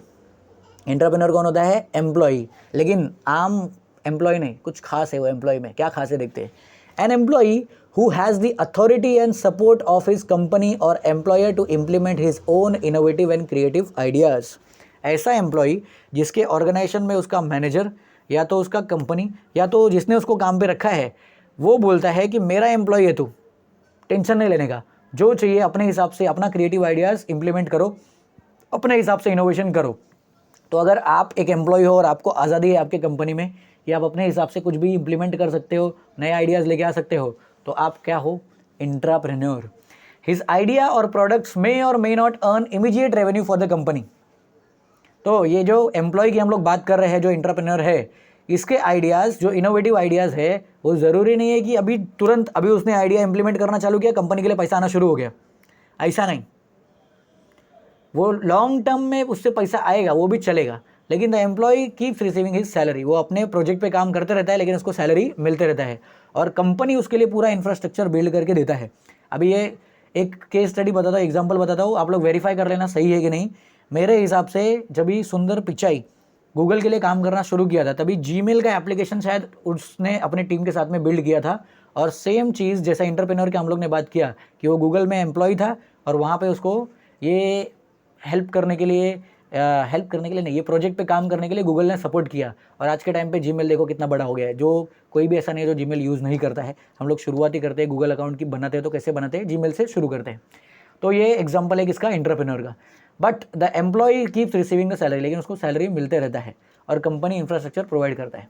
अभी दूसरा देखो, second point. Many large organizations have dedicated research and development departments where employees are encouraged to use their creative abilities. बहुत सारी बड़ी बड़ी ऑर्गेनाइजेशन लोग हैं, वो लोग तो अलग से वो लोग ने रिसर्च और डेवलपमेंट का डिपार्टमेंट ही खोल दिया है कि जिसको भी इनोवेशन करना है, क्रिएटिव आइडियाज़ लेके आना है, आ जाओ. आपके लिए हम लोग ने अलग से डिपार्टमेंट रखा है, अलग से वो लोग बजट बना के देते हैं और फिर उधर से वो लोग पैसा वो लोग पास करते रहते हैं. प्लस साथ साथ में एम्प्लॉयज़ को सैलरी भी मिलते रहता है. अपने बोलते ना ज़्यादा से ज़्यादा ऐसा नहीं, वो छोटे मोटे कंपनी जैसा नहीं है कि वो लोग बोलते हैं नहीं आपके आइडिया की वजह से हम लोग को रेवेन्यू जनरेट नहीं हो रहा है, एक काम करो हम लोग ये प्रोजेक्ट ड्रॉप कर रहे हैं. ऐसा नहीं, बड़े बड़े कंपनी लोग रिसर्च और इनोवेशन में पैसा डालते कि जाओ सीखो, फेल हो जाओ. जितना फेल होगे उतना अच्छा है, हम लोग को पता चला है कि ये चीज़ तो कर ही नहीं सकते तो भी दूसरे प्रोजेक्ट पर काम करेंगे. बराबर, क्योंकि जो फाउंडर्स रहते हैं वो फाउंडर लोग शुरुआत में स्टार्टअप शुरू करते हैं लेकिन over the period of time वो जैसे जैसे कंपनी बड़ी होती जाती है वो लोग बिजी होते जाते हैं. तो लोगों को रिसर्च का कुछ काम टाइम तो मिलता नहीं है. इसके लिए वो लोग अलग से टीम खड़ी करते हैं कि वो टीम अलग से वो लोग के लिए रिसर्च और डेवलपमेंट का काम करते रहेगी. So entrepreneur is the entrepreneurship within an organization. तो इसका मतलब क्या कि इंटरप्रेन्योर ऑर्गेनाइजेशन के अंदर ही एंटरप्रेन्योरशिप करना, उसको बोलते हैं इंट्राप्रेन्योर. ये जो आइडियाज़ लेके आते हैं, दीज आइडियाज़ और innovations may earn handsome profit to an organisation in future. तो ये जो ऑर्गेनाइजेशन की जो ये ऑर्गेनाइजेशन है जो अपने एम्प्लॉयज़ को बोलती है कि जाओ जी लो अपनी ज़िंदगी, अपने हिसाब से अपने प्रोजेक्ट करो, नए नए क्रिएटिव आइडियाज़ लेके आओ, तो वो लोग को तुरंत तो प्रॉफिट नहीं मिलता है, लेकिन इवेंचुअली अगर वो लोग के 4 प्रोजेक्ट में से एक प्रोजेक्ट भी चल गया तो कंपनी को अच्छा खासा प्रॉफिट मिल के आता है। और जो रिसर्च और डेवलपमेंट में वो लोग ने पैसा डाला था उससे 4 गुना 5 गुना बहुत 10x कभी कभी पैसा मिल जाता है। तो ये फ़ायदा है एंटरप्रेन्योरशिप का। पहला फ़ायदा क्या हुआ कि जो स्मार्ट एम्प्लॉय है उसको वो लोग ने रिटेन कर लिया, जो स्टाफिंग में पड़ा था अभी हम लोग ने। दूसरा वो क्या हुआ, वो लोग का कंपनी का प्रॉफिट भी हुआ, पैसे का भी प्रॉब्लम सॉल्व और अच्छा एम्प्लॉय भी मिल गया। चलो चैप्टर 4 बिजनेस सर्विसेज, सबसे इंपॉर्टेंट चैप्टर, सबसे ज़्यादा मार्क्स के क्वेश्चन यही चैप्टर में से आएंगे, तो इसमें इसको बहुत ध्यान से देखने का बाबा, बहुत ध्यान से पढ़ो। चलो सबसे पहला वाला एक्सप्लेन द कॉन्सेप्ट, कौन सा कॉन्सेप्ट एक्सप्लेन करना है अपने को, सेंट्रल बैंक का। कौन सा? Central bank. बहुत ईजी है, ध्यान से सुनो। सबसे पहला पॉइंट 1 मार्क्स के लिए, मतलब 2 पॉइंट 2 मार्क्स के लिए। पहला point, the central bank in a country is the apex institution at the top of all the banking institutions operating in the country. एक देश में जितने भी बैंकिंग इंस्टीट्यूशन चलते हैं, चाहे वो कमर्शियल बैंक हो, चाहे कोऑपरेटिव बैंक हो, चाहे इंपोर्ट एक्सपोर्ट बैंक हो, छोटा मोटा बैंक हो, बड़े से बड़ा बैंक हो, सब बैंक का कंट्रोल करने वाला एपेक्स इंस्टीट्यूशन, मतलब सबसे टॉप का जो सबको कंट्रोल करता है, वो बैंकिंग इंस्टीट्यूशन को बोलते हैं central bank. Every country has its own central bank. हर देश का अपना खुद का पर्सनल सेंट्रल बैंक होता है। इंडिया में सेंट्रल बैंक का नाम क्या है? In India the reserve bank of India is the central bank which was established in 1935 under a separate statute called reserve bank of India act 1934। India में हमारा reserve bank of India, हमारे देश में central bank का काम करता है। Reserve bank of India को 1935 में शुरू किया गया था। अगर आप डेट याद करने में हो अच्छे हो तो डेट याद कर लो।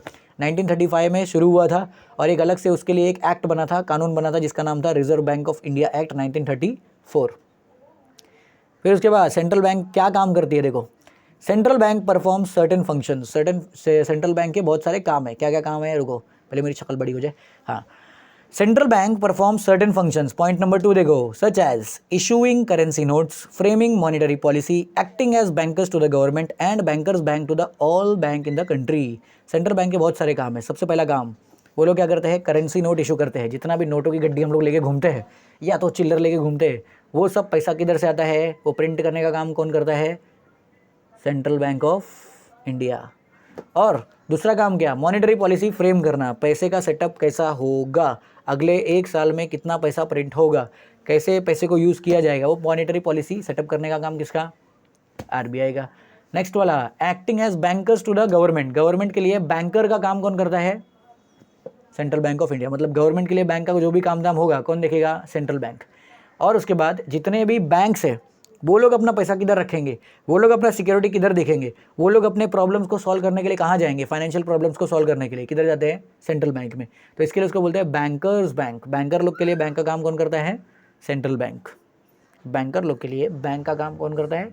Central bank. चलो next, banking. Banking banking banking, इसका तो बड़ा आंसर है। चलो बैंकिंग देखते हैं। टूटे गेला बैंकिंग, हाँ चलो बैंकिंग सितंबर 2021 और जुलाई 2022 में आया था, याद रखो। 2 मार्क्स के लिए same question. Banking, the term bank is derived from the French word बैंको विच मीन्स अ बेंच। ये जो बैंक नाम का शब्द है ये एक फ्रेंच वर्ड बैंको से आया है, याद रखना, ऑब्जेक्टिव में भी काम आएगा। फ्रेंच वर्ड बैंको उसमें से आया है। इसका मतलब होता है एक बेंच जिस पे तुम लोग बैठ के पेपर लिखते हो ना, वो बेंच।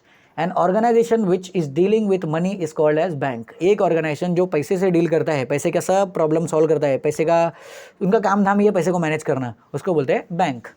एन इंस्टीट्यूशन ऑफरिंग रुको फिर से पढ़ता हूँ।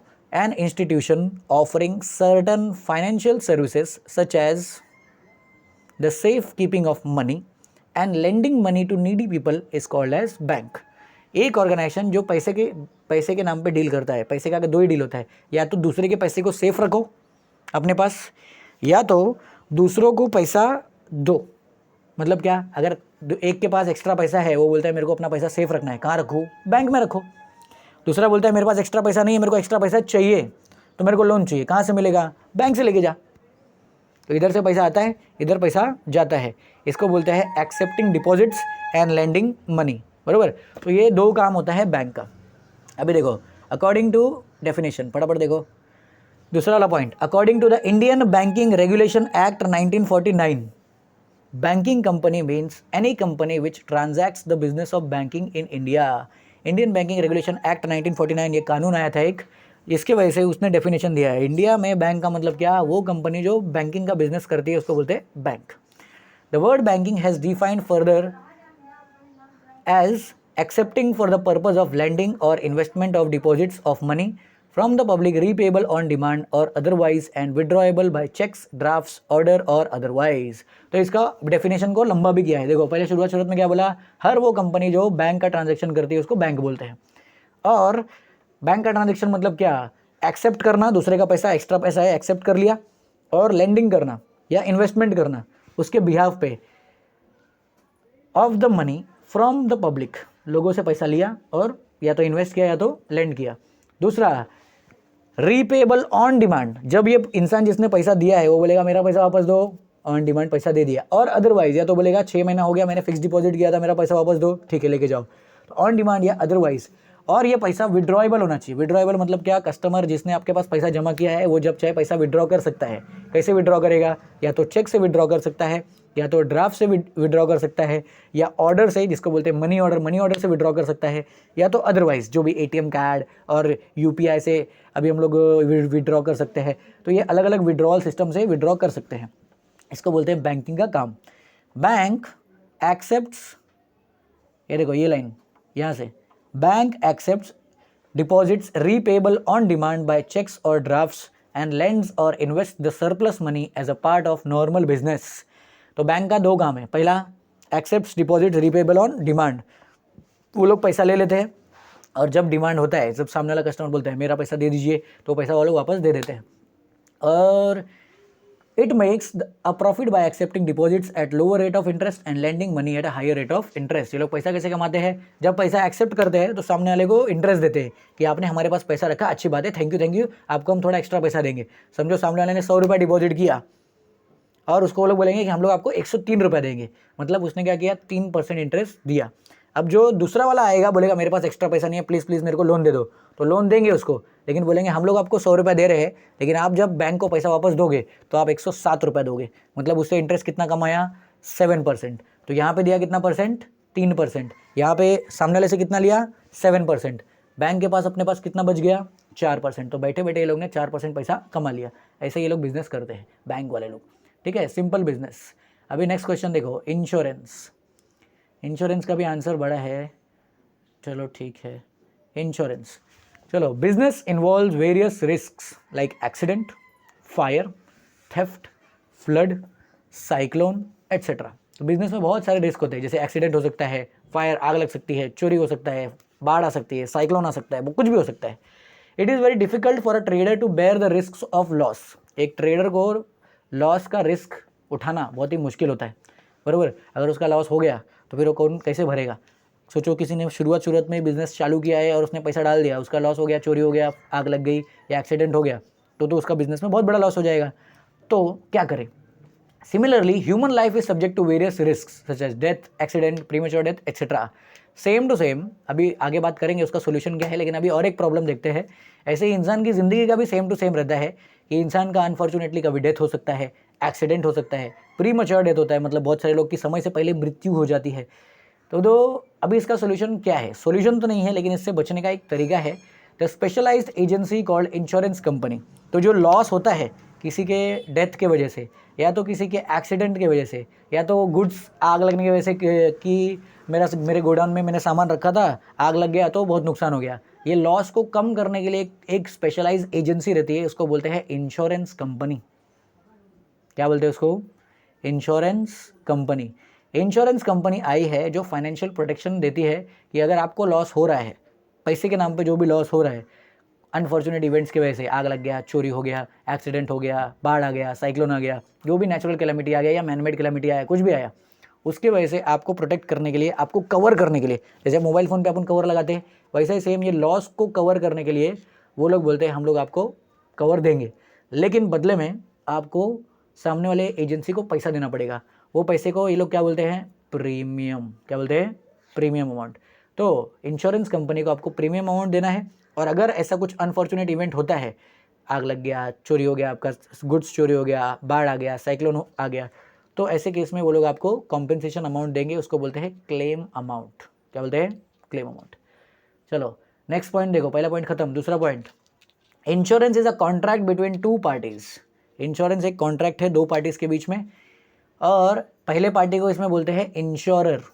कौन? इंश्योरर, वो इंश्योरेंस कंपनी जो एग्री करता है, that agrees in return for a premium to indemnify the other against a monetary loss that may be suffered by the other on the happening of some specified event. अगर एक insurer सामने वाले को, जिसको insured बोलते हैं, मतलब बेचने वाले को बोलते हैं इंश्योरर, खरीदने वाले को बोलते हैं इंश्योर्ड। और क्या खरीद रहे हो और क्या बेच रहे हो लोग? Insurance policy. तो इंश्योरर इंश्योर्ड को बोलता है कि मुझे आप प्रीमियम दो और आपका जो भी मॉनेटरी लॉस होगा उसको इंडेमनीफाई करने का, इंडेमनीफाई मतलब उसको कॉम्पेंसेट करने का काम किसका है? मेरा, मतलब इंश्योरेंस कंपनी का। ये देखो डेफिनेशन देखो फटाफट। According to insurance act of 1938, ये बोल्ड में दिख रहा है, according to insurance act of 1938, insurance is identified as a provision which a prudent man makes against inevitable contingencies। Insurance act ने बोला है कि इंश्योरेंस एक प्रोविजन है जो कि एक प्रूडेंट मैन, मतलब जो फ्यूचर को ध्यान में रखते हुए काम करता है, वो इंसान आने वाली कंटिजेंसीज, आने वाले प्रॉब्लम्स के लिए अपने आप को पहले से ही प्रिपेयर रखता है, वो प्रोविजन पहले से लेके रखता है, बोलता है मेरे को इंश्योरेंस चाहिए। तो अलग अलग टाइप के इंश्योरेंस रहते हैं, हेल्थ इंश्योरेंस, फायर इंश्योरेंस, ये सब रहता है। चलो अभी इतना बड़ा आंसर अपन नहीं करेंगे, नेक्स्ट अभी ई बिजनेस। चलो देखो ई बिजनेस चैप्टर 5, ई बिजनेस का सवाल, इसमें भी 2 पॉइंट है, इतना बड़ा। चलो ठीक है, इधर रखता हूँ मैं। सबसे पहला देखो फर्स्ट पॉइंट ई बिजनेस का, e business is abbreviated form of electronic business. E business electronic business का शॉर्ट फॉर्म है। एब्रीविएटेड फॉर्म मतलब शॉर्ट फॉर्म, जरूरी नहीं आप एब्रीविएटेड लिखो, शॉर्ट फॉर्म लिखोगे तो भी चलेगा, या तो ऐसा लिख सकते हो, e-business stands for electronic business, which implies application and use of information and communication technologies, that is ICT, to conduct and complete all business activities। e-business एक शॉर्ट फॉर्म है जिसमें इसका मतलब क्या है? इंफॉर्मेशन और कम्युनिकेशन टेक्नोलॉजी का use करके, मतलब ICT का यूज़ करके सब बिजनेस ट्रांजेक्शन्स करना, मतलब सेलिंग, बाइंग, एडवर्टाइजिंग, हर एक चीज़ करना ऑनलाइन।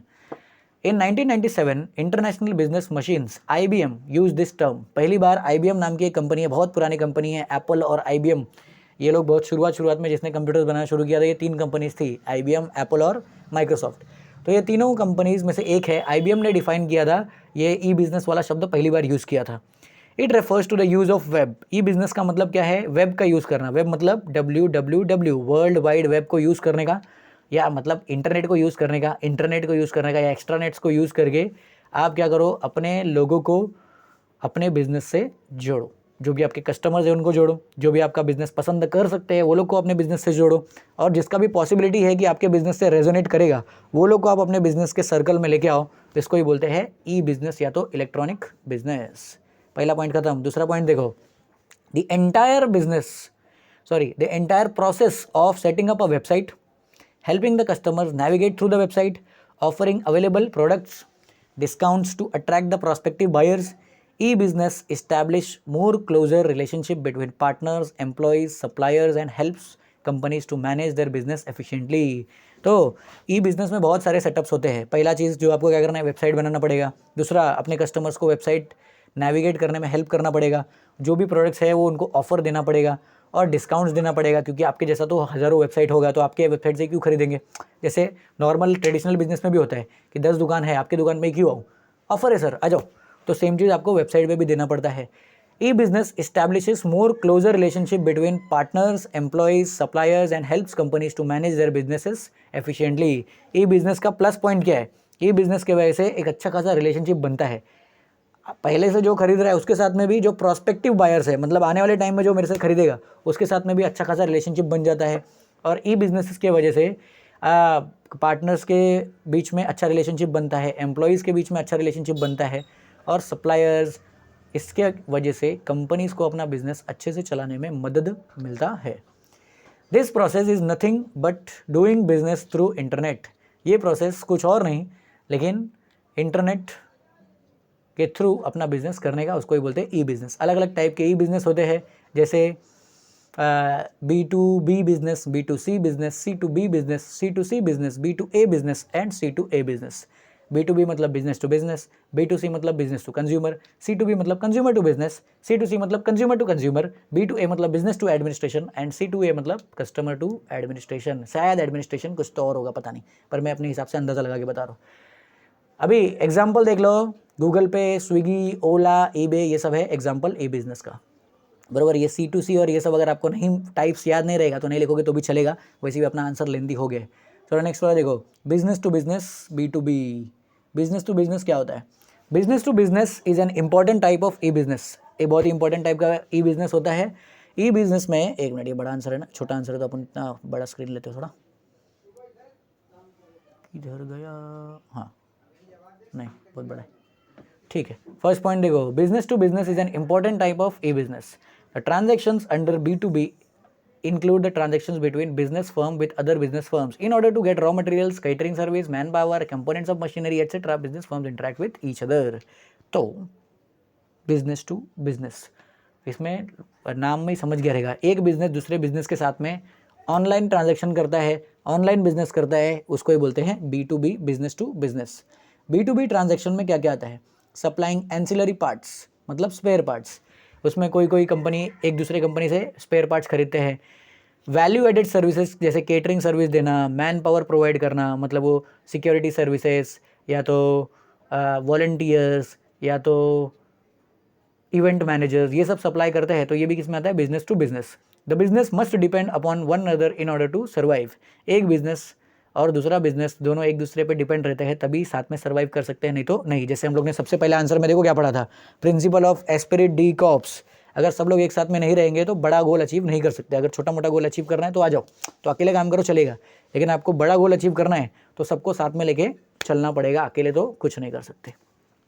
जैसे मेरा भी एग्जांपल ले लो, अभी मैं यूट्यूब वीडियोस बनाता हूँ, तो वीडियो बनाने के लिए मैं मेरा फ़ोन यूज़ कर रहा हूँ रिकॉर्ड करने के लिए, ये एक दूसरा फ़ोन है जो ऑडियो रिकॉर्ड करने के लिए है, एक दोस्त का टैब है वो यूज़ उठा के फिर उस पर एडिटिंग होता है, फिर वहाँ से आता है, फिर उसके बाद अपलोड होता है। तो ये बहुत सारे लोगों के हेल्प के वजह से हो पाता है, बराबर। तो बड़ा काम करना है तो क्या करना पड़ेगा? सबके साथ में रहना पड़ेगा। चलो next, business to consumer, B2C।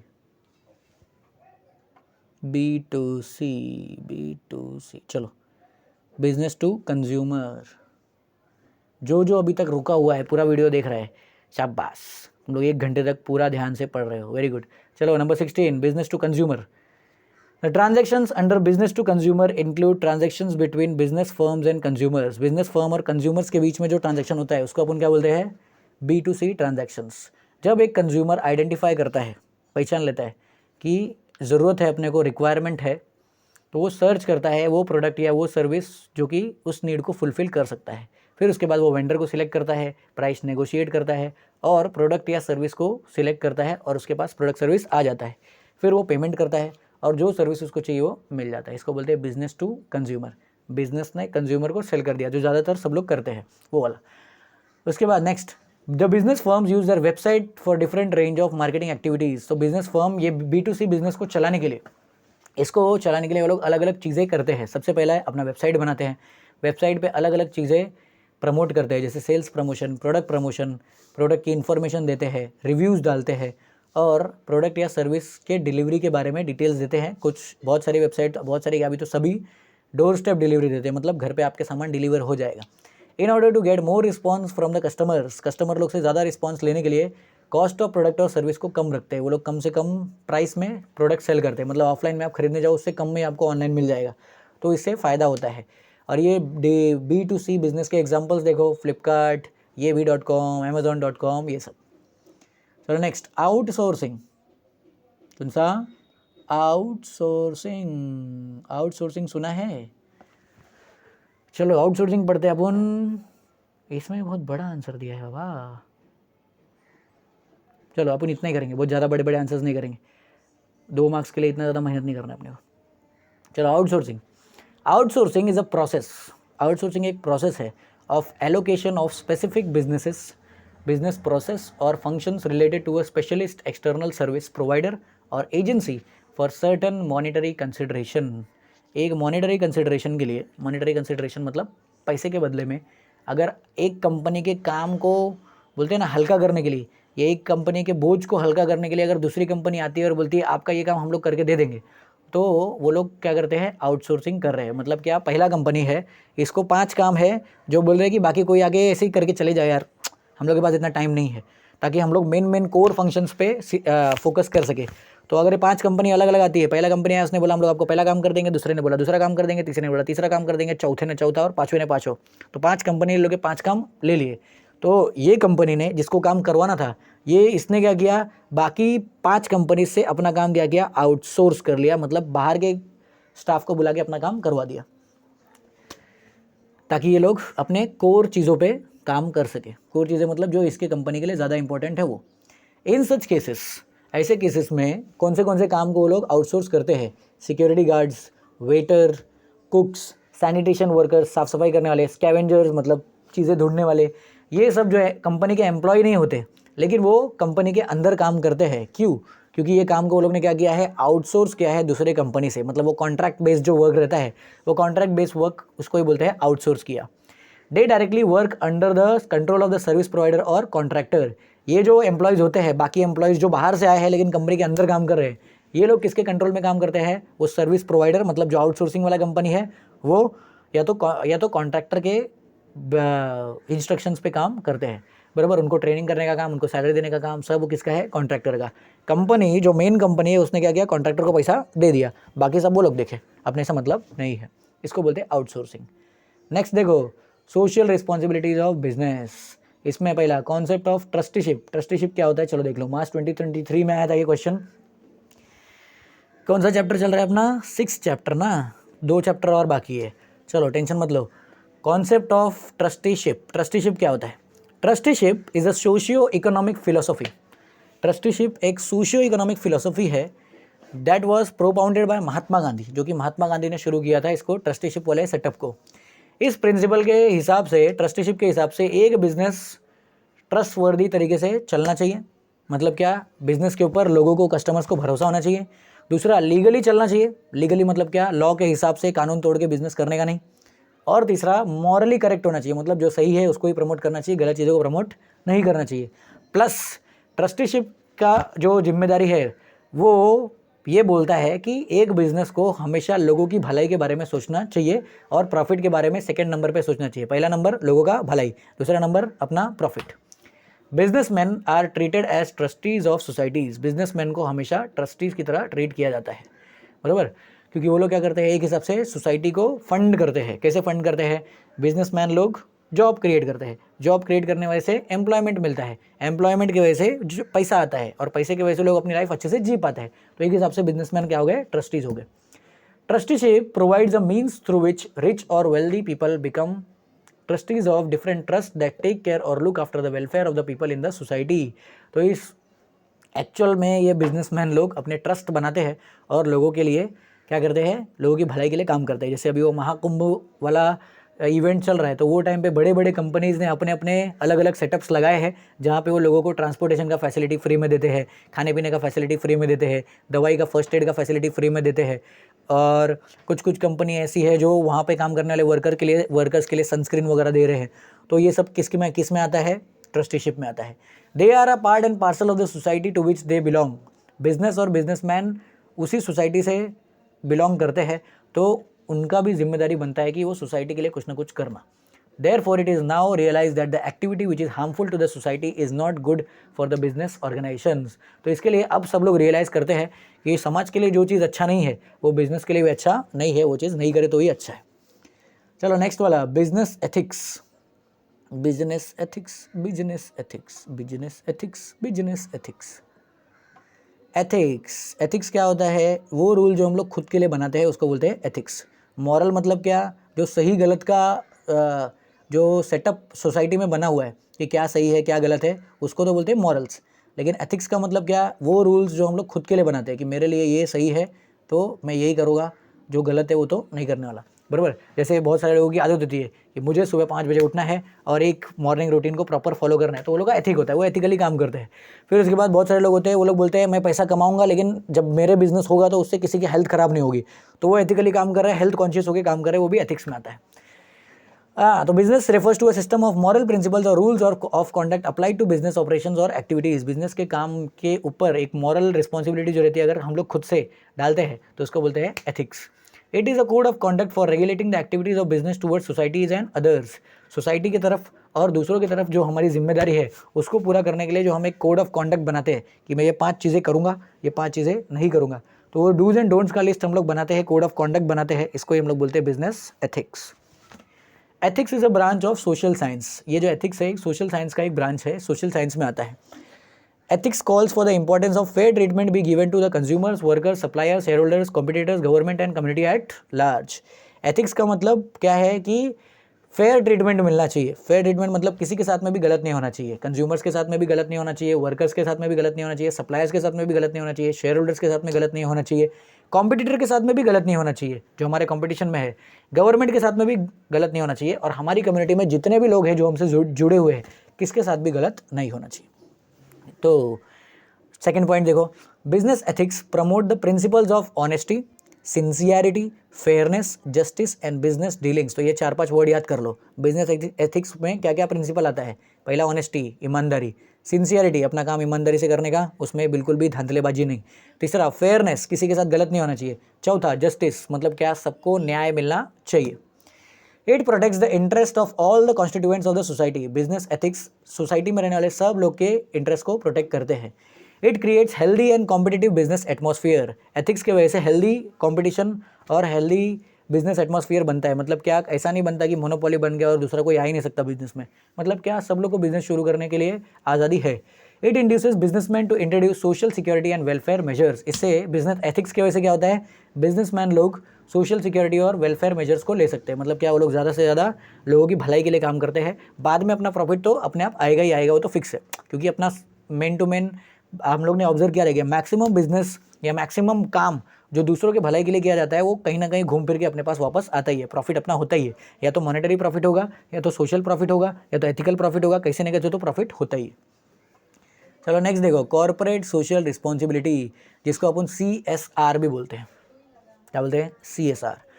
Corporate social responsibility और CSR is the recent and newest management strategy which creates positive impact on the society while doing business. CSR जो है अभी शुरू बहुत ही नया कॉन्सेप्ट आया है बिजनेस मैनेजमेंट में, जिसके वजह से क्या होता है, बिजनेस मैन अपना रिस्पॉन्सिबिलिटी समझता है सोसाइटी की तरफ और सोसाइटी के लिए कुछ तो करता है, जिसकी वजह से बिजनेस का भी फायदा होता है।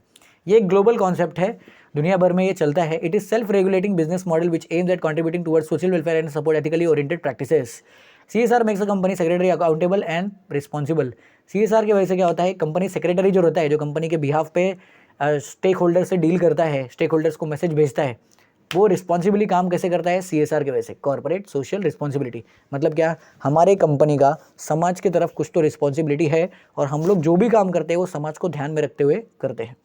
CSR की वजह से जितने भी स्टेक होल्डर्स रहते हैं और सब लोग अकाउंटेबल हो जाते हैं। मतलब कंपनी का जवाबदारी बनता है सभी स्टेक होल्डर्स की तरफ, सोसाइटी की तरफ, लोगों की तरफ, और जितने भी स्टेक होल्डर्स हैं, स्टेक होल्डर्स मतलब जो कंपनी से जुड़ा हुआ है, एम्प्लॉयज़, शेयर होल्डर्स, इन्वेस्टर्स और सब। अकॉर्डिंग टू UNIDO के हिसाब से corporate social responsibility is a management concept where by companies integrate social and environmental concerns in their business operations and interactions with their stakeholders. The Ministry of Corporate Affairs in India has been notified, which makes mandatory for certain companies to comply with the provisions of CSR. It aims to contribute to societal goals or support volunteering or ethically oriented practices. खाली सुन के रख लो, पहला point लिखोगे तो भी marks मिलेगा, इतना ज़्यादा बड़ा आंसर लिखने की जरूरत नहीं। चलो next, right to choose, consumer protection, chapter number 7, second last chapter, एक चैप्टर और बचा है, टेंशन नहीं लेने का, फटाफट हो जाएगा। चलो राइट टू चूज में कौन सा वाला कॉन्सेप्ट है, चलो देखते हैं। कंज्यूमर प्रोटेक्शन एक्ट आया था 2019 में, उसने कंज्यूमर लोग को बहुत सारे राइट्स दिए हैं, उसमें से एक राइट है राइट टू चूज़।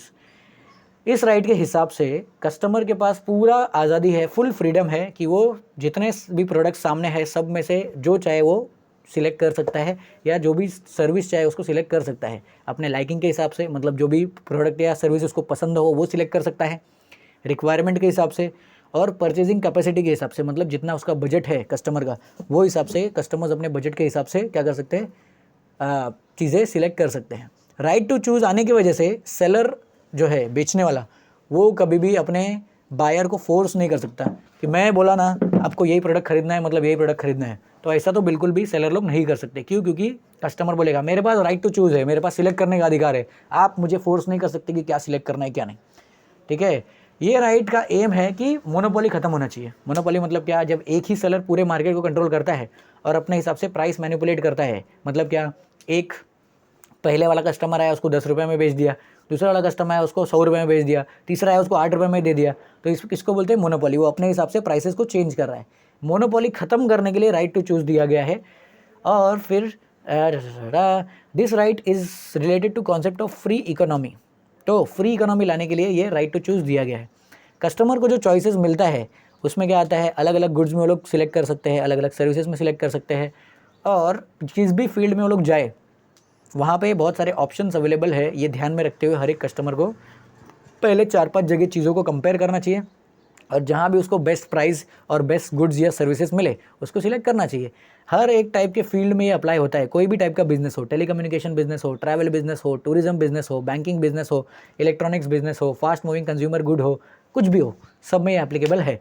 अभी टाइम अपने पास कम है, इसके लिए फटाफट मैं डायरेक्ट एक्सप्लेन कर रहा हूँ। रीडिंग करने के लिए तुम लोग स्क्रीनशॉट मार के खुद भी रीड कर लो। ठीक है, नेक्स्ट देखो, डिस्ट्रिक्ट कमीशन।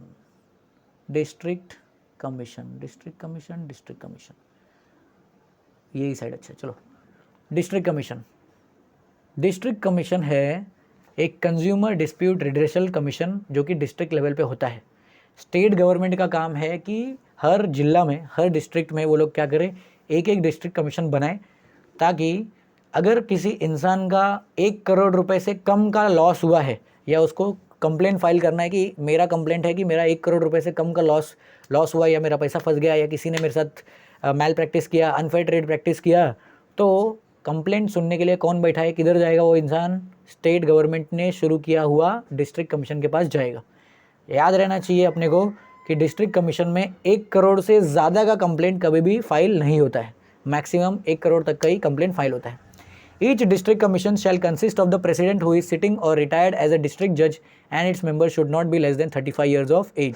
हर एक डिस्ट्रिक्ट कमीशन में जो मेंबर लोग, ऑफिसर लोग बैठते हैं, उसमें सबसे पहला जज कौन रहेगा? जो डिस्ट्रिक्ट जज या तो अभी फिलहाल डिस्ट्रिक्ट जज है, या तो वो पहले डिस्ट्रिक्ट जज रह चुके हैं, रिटायर्ड डिस्ट्रिक्ट जज बैठ सकते हैं। जितने मेंबर्स होते हैं डिस्ट्रिक्ट कमीशन के, वो मेंबर्स लोग का एज अगर पूछोगे कितना होना चाहिए, तो कम से कम 35 ईयर्स ऑफ एज होना चाहिए। 35 ईयर्स से ज़्यादा रहेगा तो चलेगा, लेकिन 35 ईयर से कम एज का एक भी मेंबर दिखना नहीं चाहिए। अगर आप डिस्ट्रिक्ट कमीशन में जा रहे हो और आपको कोई 35 ईयर से कम का इंसान दिख रहा है, तो आप प्रोटेस्ट कर सकते हो सीधा सीधा कि ये इंसान तो इधर लॉ के हिसाब से होना ही नहीं चाहिए। दूसरा पॉइंट, डिस्ट्रिक्ट कमीशन के जो मेंबर लोग हैं वो लोग 5 साल तक के लिए ऑफिस होल्ड करते हैं। मतलब एक बार उनका अपॉइंटमेंट हुआ, 5 साल तक के लिए काम करो, उसके बाद खत्म। या तो एज 65 जो भी पहले ख़त्म हुआ, अगर किसी का अपॉइंटमेंट एज 63 पे हुआ और 2 साल बाद उसका एज 65 हो गया, तो 65 ईयर्स के बाद वो डिस्ट्रिक्ट कमीशन में काम नहीं कर सकता है। अगर कम है तो 5 साल तक काम करने का, उसके बाद चले जाने का। टेरिटोरियल ज्यूरिसडिक्शन मतलब कहाँ तक के केस को ये लोग सॉल्व कर सकते हैं, वो पूरा डिस्ट्रिक्ट के केस को सॉल्व कर सकते हैं। हर एक इंसान जो अपने डिस्ट्रिक्ट कमीशन में दिए गए ऑर्डर से सेटिस्फाइड नहीं है, वो बोलते हैं कि मेरे डिस्ट्रिक्ट कमीशन ने ये ऑर्डर दिया है, मतलब क्या, मैंने कंप्लेंट फाइल किया, वो लोग ने ये जजमेंट पास किया, लेकिन मुझे ये जजमेंट पसंद नहीं है, मुझे सेटिस्फैक्शन नहीं है, तो वो लोग कहाँ जा सकते हैं? सीधा सीधा स्टेट कमीशन के पास जा सकते हैं, लेकिन टाइम लिमिट है। डिस्ट्रिक्ट कमीशन ने जो ऑर्डर दिया उसके 45 दिन के अंदर अंदर, 45 दिन के अंदर अंदर जाने का, और स्टेट कमीशन में वो लोग अपील कर सकते हैं। तो ये डिस्ट्रिक्ट कमीशन। नेक्स्ट देखो, लोक अदालत। लोक अदालत एक सेकेंड, थोड़ा सा, हाँ, लोक अदालत देखो। लोक अदालत दैट इज पीपल्स कोर्ट। लोक अदालत का मतलब क्या? सीधा सीधा लोगों का कोर्ट। ये जुडिशरी सिस्टम्स में से एक है जो गवर्नमेंट ने शुरू किया था ताकि कॉम्प्रोमाइज़ से लोगों का प्रॉब्लम सॉल्व हो जाए। मतलब क्या, दो लोगों में डिस्प्यूट चल रहा है, वो लोग आपस में बातचीत करके प्रॉब्लम को सॉल्व कर ले। It is the effective and economical system for quick redressal of public complaints and grievances. कि लोगों का जो कंप्लेंट और ग्रीवेंसेस होता है वो आपस में बैठ के वो लोग इकोनॉमिक सोल्यूशन से सॉल्व कर ले, कि अगर किसी ने किसी का नुकसान किया है तो बाय कॉम्पेंसेशन दे दो और साइड हो जाओ। In this system the aggrieved party, ये सिस्टम में जो अग्रीव पार्टी है, मतलब जिसको तकलीफ हुआ है, वो सीधा सीधा लोक अदालत में जाके अपनी कंप्लेंट फाइल कर सकते हैं। फिर लोक अदालत में इशू डिस्कस होता है और फिर डिसीजन लिया जाता है। बहुत फटाफट, उसमें डिले होता नहीं है कि आप अगले तारीख को आओ, ये आओ, वो, ऐसा सब नहीं होता है। द ऑर्डर पास बाय लोक अदालत इज़ गिवन स्टैट्यूटरी रिकॉग्निशन। लोक अदालत ने जो भी जजमेंट पास किया उसको कंपलसरी सबको मानना ही पड़ता है। पब्लिक सेक्टर में मतलब गवर्नमेंट सेक्टर में कुछ ऑर्गेनाइजेशन ऐसी है जैसे रेलवेज़ है, महाराष्ट्र स्टेट इलेक्ट्रिसिटी डिस्ट्रीब्यूशन को MSEDCL, फिर Maharashtra state road transport corporation, insurance company, bank, ये सब जो है वो लोग लोक अदालत में बार बार जाते हैं ताकि वो कस्टमर लोग की प्रॉब्लम्स को कॉम्प्रोमाइज़ से सॉल्व कर सके, बराबर। क्योंकि जो भी प्रॉब्लम होगा वो पब्लिक के कंपनी है, मतलब गवर्नमेंट कंपनी है, तो वहाँ पे वो लोग जो कंप्लेंट है वो लोग को फटाफट सॉल्व करना रहता है। तो वो सॉल्व करने के लिए सब लोग कहाँ जा सकते हैं? लोक अदालत में। अगर आपके साथ में भी ये गवर्नमेंट कंपनीज़ का कुछ लेके कुछ कंप्लेंट है तो आप सीधा सीधा कहाँ जा सकते हो? लोक अदालत में जा सकते हो। वहाँ पर बहुत जल्दी प्रॉब्लम सॉल्व हो जाता है। उसके बाद last chapter that is marketing. Marketing marketing marketing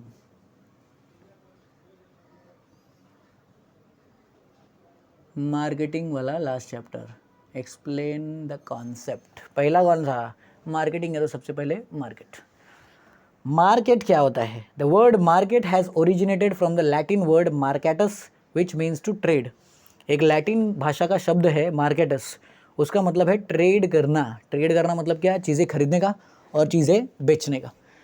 अभी या तो इसका मतलब है टू ट्रेड मर्चेंडाइज, मतलब क्या? कोई भी चीज़ ट्रेड करने का, खरीदने का और बेचने का। या तो एक जगह जहाँ पे ट्रांजैक्शंस होते हैं, मतलब जहाँ पे चीज़ें खरीदी जाती है या तो बेची जाती है, इसको बोलते हैं मार्केट। किसने बोला? लैटिन वर्ड के मार्केटस शब्द ने बोला। 10 इस तरह से मार्केट एक स्पेसिफिक जगह है जहाँ पे बायर लोग होते हैं, सेलर्स लोग होते हैं और मिडल मैन होते हैं, मतलब एजेंट्स, कॉन्ट्रैक्टर, ये लोग होते हैं, एक साथ में आते हैं और खरीदने और बेचने का काम करते हैं, बराबर। ये चीज़ों का प्राइस जो होता है वो या तो प्री डिटरमाइंड होता है, मतलब फिक्स प्राइस होता है, पहले से लिखा होता है 100 रुपीज़ में 5 चीज़ें लेके जाओ, या तो बार्गेनिंग होता है कि वो लोग प्राइस नेगोशिएट करते हैं कि इसका इरेजर का प्राइस कितना, 10 रुपये, नहीं 10 रुपये नहीं देंगे, 8 रुपये देंगे, ठीक है चलो 8 रुपये में लेके जाओ। या तो बार्गेनिंग होता है या तो प्री डिटरमाइंड होता है, फिक्स प्राइस होता है। इन अर्लियर डेज, इधर देखो ये कट हो गया लेकिन मैं पढ़ रहा हूँ, अब सुन के देख लो। In earlier days, point number 2 देखो, in earlier days place played a significant role in defining the term market. Played पता नहीं क्या है। However, in modern days of information technology, it has got a wider meaning. Now, the term market has no more restricted to a specific place or area, but it implies to a complex network of dealers like linked physically by telephone, computer, internet, and many other arrangements and facilities which effect transfer of goods and services at a place. पुराने time में market का मतलब एक जगह होता था, एक जगह होगा जहाँ पे सब लोग मिलेंगे और वहाँ पे खरीदने और बेचने का काम होगा। लेकिन आज के टाइम पे वो प्लेस से कहीं ज़्यादा उसका स्कोप बढ़ गया है, वो होराइजन आजकल बड़ा हो गया है। और आज मार्केट का मतलब क्या है कि एक स्पेसिफिक एरिया तो है लेकिन साथ साथ में एक नेटवर्क है मार्केट। मतलब क्या बोलते हैं ना, मार्केट में इसका नाम खराब हो गया, मार्केट में नाम खराब हो गया मतलब क्या, वो जो पहला मार्केट है सरोजनी मार्केट, उधर जगह नाम खराब हुआ गया? नहीं, मतलब नेटवर्क जो है कि जो जितने बायर्स और सेलर्स का नेटवर्क है उसमें नाम खराब हो गया। और ये जो नेटवर्क है वो आपस में ये लोग जुड़े हुए होते हैं, बायर्स और सेलर्स, या तो टेलीफोन से, या तो कंप्यूटर से, या तो इंटरनेट से, और बाकी भी उनके अलग अलग अरेंजमेंट होते हैं जिससे वो लोग एक दूसरे से गुड्स और सर्विसेज को ट्रांसफ़र करते हैं। ज़रूरी नहीं कि वो लोग एक ही जगह पे मिले। आज के टाइम पे तो अभी हम लोग ने ई बिज़नेस में पढ़ा कि घर पे बैठे बैठे हम लोग चीज़ें खरीद सकते हैं और चीज़ें बेच भी सकते हैं, बराबर। जैसे मैं तुम लोग से बातचीत कैसे कर पा रहा हूँ, मेरे पास मोबाइल है, मैं वीडियो बना के डाल रहा हूँ तुम्हारे घर पे, तो मेरा सर्विस आपके पास पहुँच रहा है, बराबर। तो मार्केट अभी एक्सपांड हो चुका है, उसका होराइजन बढ़ चुका है। नेक्स्ट वाला, प्लेस कॉन्सेप्ट ऑफ मार्केट। कौन सा concept? Place concept. Place concept of market क्या है देख लो एक बार। The place concept of market is usually taken to mean the place where the goods and services are bought and sold for money और money's worth. Market का जो place का कॉन्सेप्ट है वो ज़्यादातर हम लोग ध्यान में रखते हैं ताकि एक जगह है जहाँ पे गुड्स एंड सर्विसेज को खरीदा जाएगा और बेचा जाएगा, या तो पैसे के लिए या तो पैसे के वर्थ के लिए, मतलब बार्टर सिस्टम में। जो प्लेस कॉन्सेप्ट है मार्केट का, वहाँ पे मेन टू मेन प्लेस से मतलब होता है स्ट्रेटेजिक प्लेसेस पे। जैसे कि अगर हम लोग बात करेंगे, बड़े बड़े मॉल्स और शॉपिंग मॉल्स कहाँ पे होते हैं? जहाँ पे क्राउड बहुत ज़्यादा होता है, या तो वो शहर के बीचों बीच होता है, या तो बहुत सारी लोकेलिटीज़ एक साथ में जहाँ पे आके मिलती है, वहाँ पे जाके वो लोग मॉल बनाते हैं, बराबर। तो वो प्लेस कॉन्सेप्ट में प्लेस को ज़्यादा इंपॉर्टेंस देते हैं, गुड्स को ज़्यादा इंपॉर्टेंस नहीं देते, सर्विसेज को ज़्यादा इंपॉर्टेंट नहीं देते, बायर्स को ज़्यादा इंपॉर्टेंस नहीं देते और सेलर्स को इंपॉर्टेंस नहीं देते। जगह पे मैंने मार्केट बनाया, इधर पे सब आएंगे, बायर भी आएगा, सेलर भी आएगा, गुड्स भी आएगा, सर्विस भी आएगा। ये प्लेस कॉन्सेप्ट है। Place concept of market is referred to a place where buyers, sellers and other intermediaries meet and buy and sell goods and services. Place concept of market में place का मतलब क्या, एक ऐसा जगह जहाँ पे बायर लोग मिलते हैं और सेलर लोग मिलते हैं, और तीसरे इंटरमीडियरीज लोग मिलते हैं, मतलब एजेंट्स लोग मिलते हैं। ये लोग मिलके करते क्या है, ये लोग या तो गुड्स बेचते हैं, या तो सर्विसेज बेचते हैं और ख़रीदते हैं, या तो एक्सचेंज करते हैं। पुराने टाइम पे एंशिएंट डेज में मार्केट का मतलब प्लेस ही था, क्योंकि पहले इंटरनेट वगैरह तो कुछ था नहीं, तो प्लेस मतलब मार्केट। लेकिन आज के टाइम पे इंफॉर्मेशन टेक्नोलॉजी आने के बाद मार्केट का मीनिंग प्लेस से कुछ ज़्यादा बढ़ गया है। नेक्स्ट क्वेश्चन देखो, पैकेजिंग। कौन सा क्वेश्चन, पैकेजिंग। पैकेजिंग का आंसर थोड़ा बड़ा है, चलो ठीक है, अपन कहाँ तक देखेंगे, प्रोडक्ट्स तक ही देखेंगे बस, इतना ज़्यादा नहीं। प्रोडक्ट्स में कहाँ जाऊँ, चलो मेरे को छोटा होना पड़ेगा, और छोटा होना पड़ेगा, ठीक है। चलो प्रोडक्ट्स, नहीं तो एक एक पॉइंट करते हैं ना, मैं इतना छोटा क्यों दिखूँ। चलो फर्स्ट पॉइंट देखो, packaging means a process by which a finished product is made ready for storage, delivery और ट्रांसपोर्टेशन। पैकेजिंग का मतलब एक प्रोसेस जिसमें एक फिनिश प्रोडक्ट जो रेडी है मार्केट में जाने के लिए, उसको स्टोरेज मतलब अच्छे से स्टोर करने के लिए, अच्छे से वो डिलीवरी हो सके और ट्रांसपोर्टेशन के लिए रेडी किया जाता है, उसको बोलते हैं पैकेजिंग। मतलब क्या, अगर समझो मैंने मेरे फैक्ट्री में इरेज़र बना दिया, इरेज़र बनाने के बाद जब मेरे को उसको शॉप्स में भेजना है या डिलीवरी करना है, तो जाते टाइम पे डैमेज भी हो सकता है, तो इसके लिए मैं क्या करूँगा, इसका पैकेजिंग, इसके ऊपर एक कवर लगेगा, फिर ऐसे बहुत सारे इरेजर्स को एक बॉक्स में डालेंगे, फिर ऐसे बहुत सारे बॉक्सेस को एक बड़े बॉक्स में डालेंगे, फिर वो बड़े वाले बॉक्स को पैक करेंगे टेप से, या तो फिर वो प्रोटेक्टिव लेयर लगाएंगे, और फिर उसको एक कंटेनर में डालेंगे और उसको रैप करेंगे। फिर उसके बाद वो जाएगा कहाँ पे, अलग अलग कंज्यूमर्स के पास, होलसेलर्स के पास, रिटेलर के पास जाएगा। The aim of packaging is to protect the goods during transport and storage to preserve the contents and quality of the product. Packaging का एक ही मकसद है कि गुड्स के क्वालिटी को बचा के रखना और गुड्स के क्वांटिटी को भी बचा के रखना, जब वो ट्रांसपोर्ट में होंगे और जब कहीं पे एक जगह पे स्टोरेज पे होंगे, और उसका क्वालिटी प्रिजर्व करके रखना। वो क्वालिटी ख़राब होना चाहिए, अगर वो गुड्स के ऊपर कलर लगा है तो वो कलर ख़राब नहीं होना चाहिए, वो एक शेप में है तो शेप ख़राब नहीं होना चाहिए। वैसा पैकेजिंग की वजह से क्या होता है, packaging facilitates easy handling of goods in transit and helps to avoid breakage, leakage, damage, spoilage, pilferage and destruction of the product। Packaging की वजह से क्या होता है, बहुत सारी चीज़ें बच जाती है। क्या होता है, प्रोडक्ट्स टूटता नहीं है, लीक नहीं होता है, डैमेज नहीं होता है, कोई चीज़ ख़राब नहीं होता है और बर्बाद भी नहीं होता है। बहुत सारे मटेरियल जैसे कि bottles, container, plastic bags, bubble bags होते हैं, टिन के बैग्स होते हैं, जूट बैग्स होते हैं, लकड़ी के बॉक्सेस होते हैं और पैकिंग फोम होता है। इस सब को पैकेजिंग के लिए यूज़ किया जाता है। हो गया पैकेजिंग। चलो नेक्स्ट देखो, प्रोडक्ट। प्रोडक्ट क्या होता है, देखो product product product product product product product product product वाला क्वेश्चन देखो मार्च 23 में आया था। इसमें देखो, एन आर्टिकल और गुड्स कमोडिटी और service that is manufactured and offered to the customers for sale is called as product.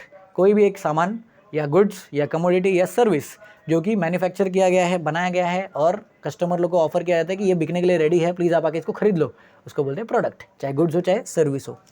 Product में इतना कैपेसिटी होता है कि सामने वाले की डिज़ायर या नीड को सेटिस्फाई कर सके, और ये प्रोडक्ट टेंजिबल भी हो सकता है और इनटेंजिबल भी हो सकता है। प्रोडक्ट टेंजिबल है मतलब क्या, उसको देख सकते हैं और छू सकते हैं, जैसे इरेजर है टेंजिबल है, या तो इनटेंजिबल भी हो सकता है, या जैसे कि सर्विसेज इनटेंजिबल होती है। अभी मैं तुम लोग को ये वीडियो बना के दे रहा हूँ, ये वीडियो को छू सकते हो क्या, नहीं, तो ये सर्विस है। सर्विस कैसा होता है, इनटेंजिबल। ये भी मेरा प्रोडक्ट है, एक पूरा वीडियो किसके ऊपर, define and explain the concept, important question board exam के लिए। तो ये वाला पूरा एक मेरा सर्विस है, ये प्रोडक्ट है जो तुम लोग के हाथ में जाएगा। ये कौन सा है, intangible product.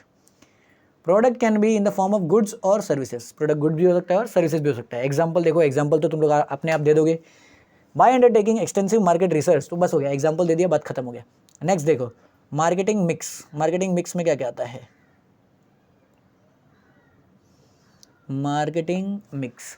Marketing mix refers to the mixture or combination of various marketing variables that the business enterprises intermix and control to get expected results from the target market। Marketing mix क्या है, वो mixture है या combination है बहुत सारे marketing variables का, जिसमें से बिजनेस एंटरप्राइजेस क्या करती है, एक दूसरे को इंटरमिक्स करते हैं, और इंटरमिक्स करके वो लोग क्या करते हैं, कंट्रोल करते हैं, ताकि वो पूरे टारगेट मार्केट से एक्सपेक्टेड रिजल्ट निकाल पाए। क्योंकि एक बिजनेस कंपनी ने प्रोडक्ट बनाने के बाद वो लोग को बहुत सारी एक्टिविटीज़ करनी पड़ती है ताकि वो लोग कस्टमर्स का अटेंशन ग्रैब कर सके और अटेंशन ग्रैब करने के बाद अपने प्रोडक्ट्स का जानकारी कस्टमर तक पहुंचा सके। मार्केटिंग का तो वही काम है।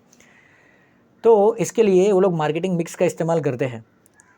दूसरे शब्दों में मतलब क्या है इसका, मतलब एग्जैक्ट लोग करते क्या है, marketing mix means placing the right product at right price at in the right place at the right time. Marketing mix का मतलब क्या, सही प्रोडक्ट को सही प्राइस में सही जगह पे सही टाइम पे प्लेस करने का, इसको ही बोलते हैं मार्केटिंग मिक्स। हर एक बिजनेस एंटरप्राइज को समझना चाहिए कि वो लोग अप्रोप्रिएट मार्केटिंग मिक्स बनाए। मतलब क्या, सही प्रोडक्ट सही प्राइस पे सही प्लेस पे सही जगह पे पहुंचना चाहिए। ये जिम्मेदारी को अपने समझे और इससे क्या होगा, वो कंपनी का टर्नओवर बढ़ेगा, मतलब ज़्यादा पैसा कमाएंगे। और कंपनी का जो ऑब्जेक्टिव है, कंपनी का ऑब्जेक्टिव क्या है, पैसा कमाओ, लोगों की भलाई देखो, पैसा कमाओ, लोगों को सर्विस दो, बस ये दो ऑब्जेक्टिव है। वो दोनों ऑब्जेक्टिव क्या होगा, पूरा हो जाएगा। मार्केटिंग मिक्स के लिए बहुत सारी चीज़ों पे फोकस करना पड़ता है और वो चीज़ें हैं, उसमें मेन 4 चीज़ें हैं, उसको हम लोग बोलते हैं 4 P's। क्या बोलते हैं, 4 P's। ये 4 P's अपने को बताया था जीरोम मैकार्थी ने 1960 में। ये 4 P's क्या है, पहला P मतलब प्रोडक्ट, दूसरा P मतलब प्राइस, तीसरा P मतलब प्लेस और चौथा P मतलब प्रमोशन। मतलब product, price, place, promotion. Then 1981 में बाद में ये 4 P's को एक्सटेंड किया गया। बूम्स और बिटनर ने बोला कि हम लोग 2-3 P's और डालेंगे इसमें। तो इसमें क्या क्या आया, मतलब 4 अपना था। पहला वाला कौन सा, याद है कि नहीं, पहला वाला प्रोडक्ट, दूसरा वाला प्राइस, तीसरा वाला प्लेस, चौथा वाला प्रमोशन। बूम्स और बिटनर ने बोला 5 नंबर होना चाहिए पीपल, मतलब लोगों पे भी फोकस करना चाहिए। नंबर 6 होना चाहिए प्रोसेस और नंबर 7 होना चाहिए फिजिकल एनवायरनमेंट। तो ये 7 P's है जो कि मार्केटिंग मिक्स को कॉन्स्टिट्यूट करते हैं। और एक बिजनेस को अगर अपने मार्केटिंग को अलग लेवल पे पहुंचाना है तो ये 7 P's के ऊपर फोकस करके सबका परम्यूटेशन कॉम्बिनेशन बरोबर बैठा दिए, मतलब समझ जाओ कि आपका मार्केटिंग सफल हो गया मार्केटिंग मिक्स। चलो, सब टर्म्स एंड कॉन्सेप्ट जो कि मोस्ट लाइकली है, जो पिछले 2-3 साल के क्वेश्चन पेपर्स में आया था, वो हम लोग ने कर लिया। चलो, ऑल द बेस्ट एग्ज़ाम के लिए, बाय बाय।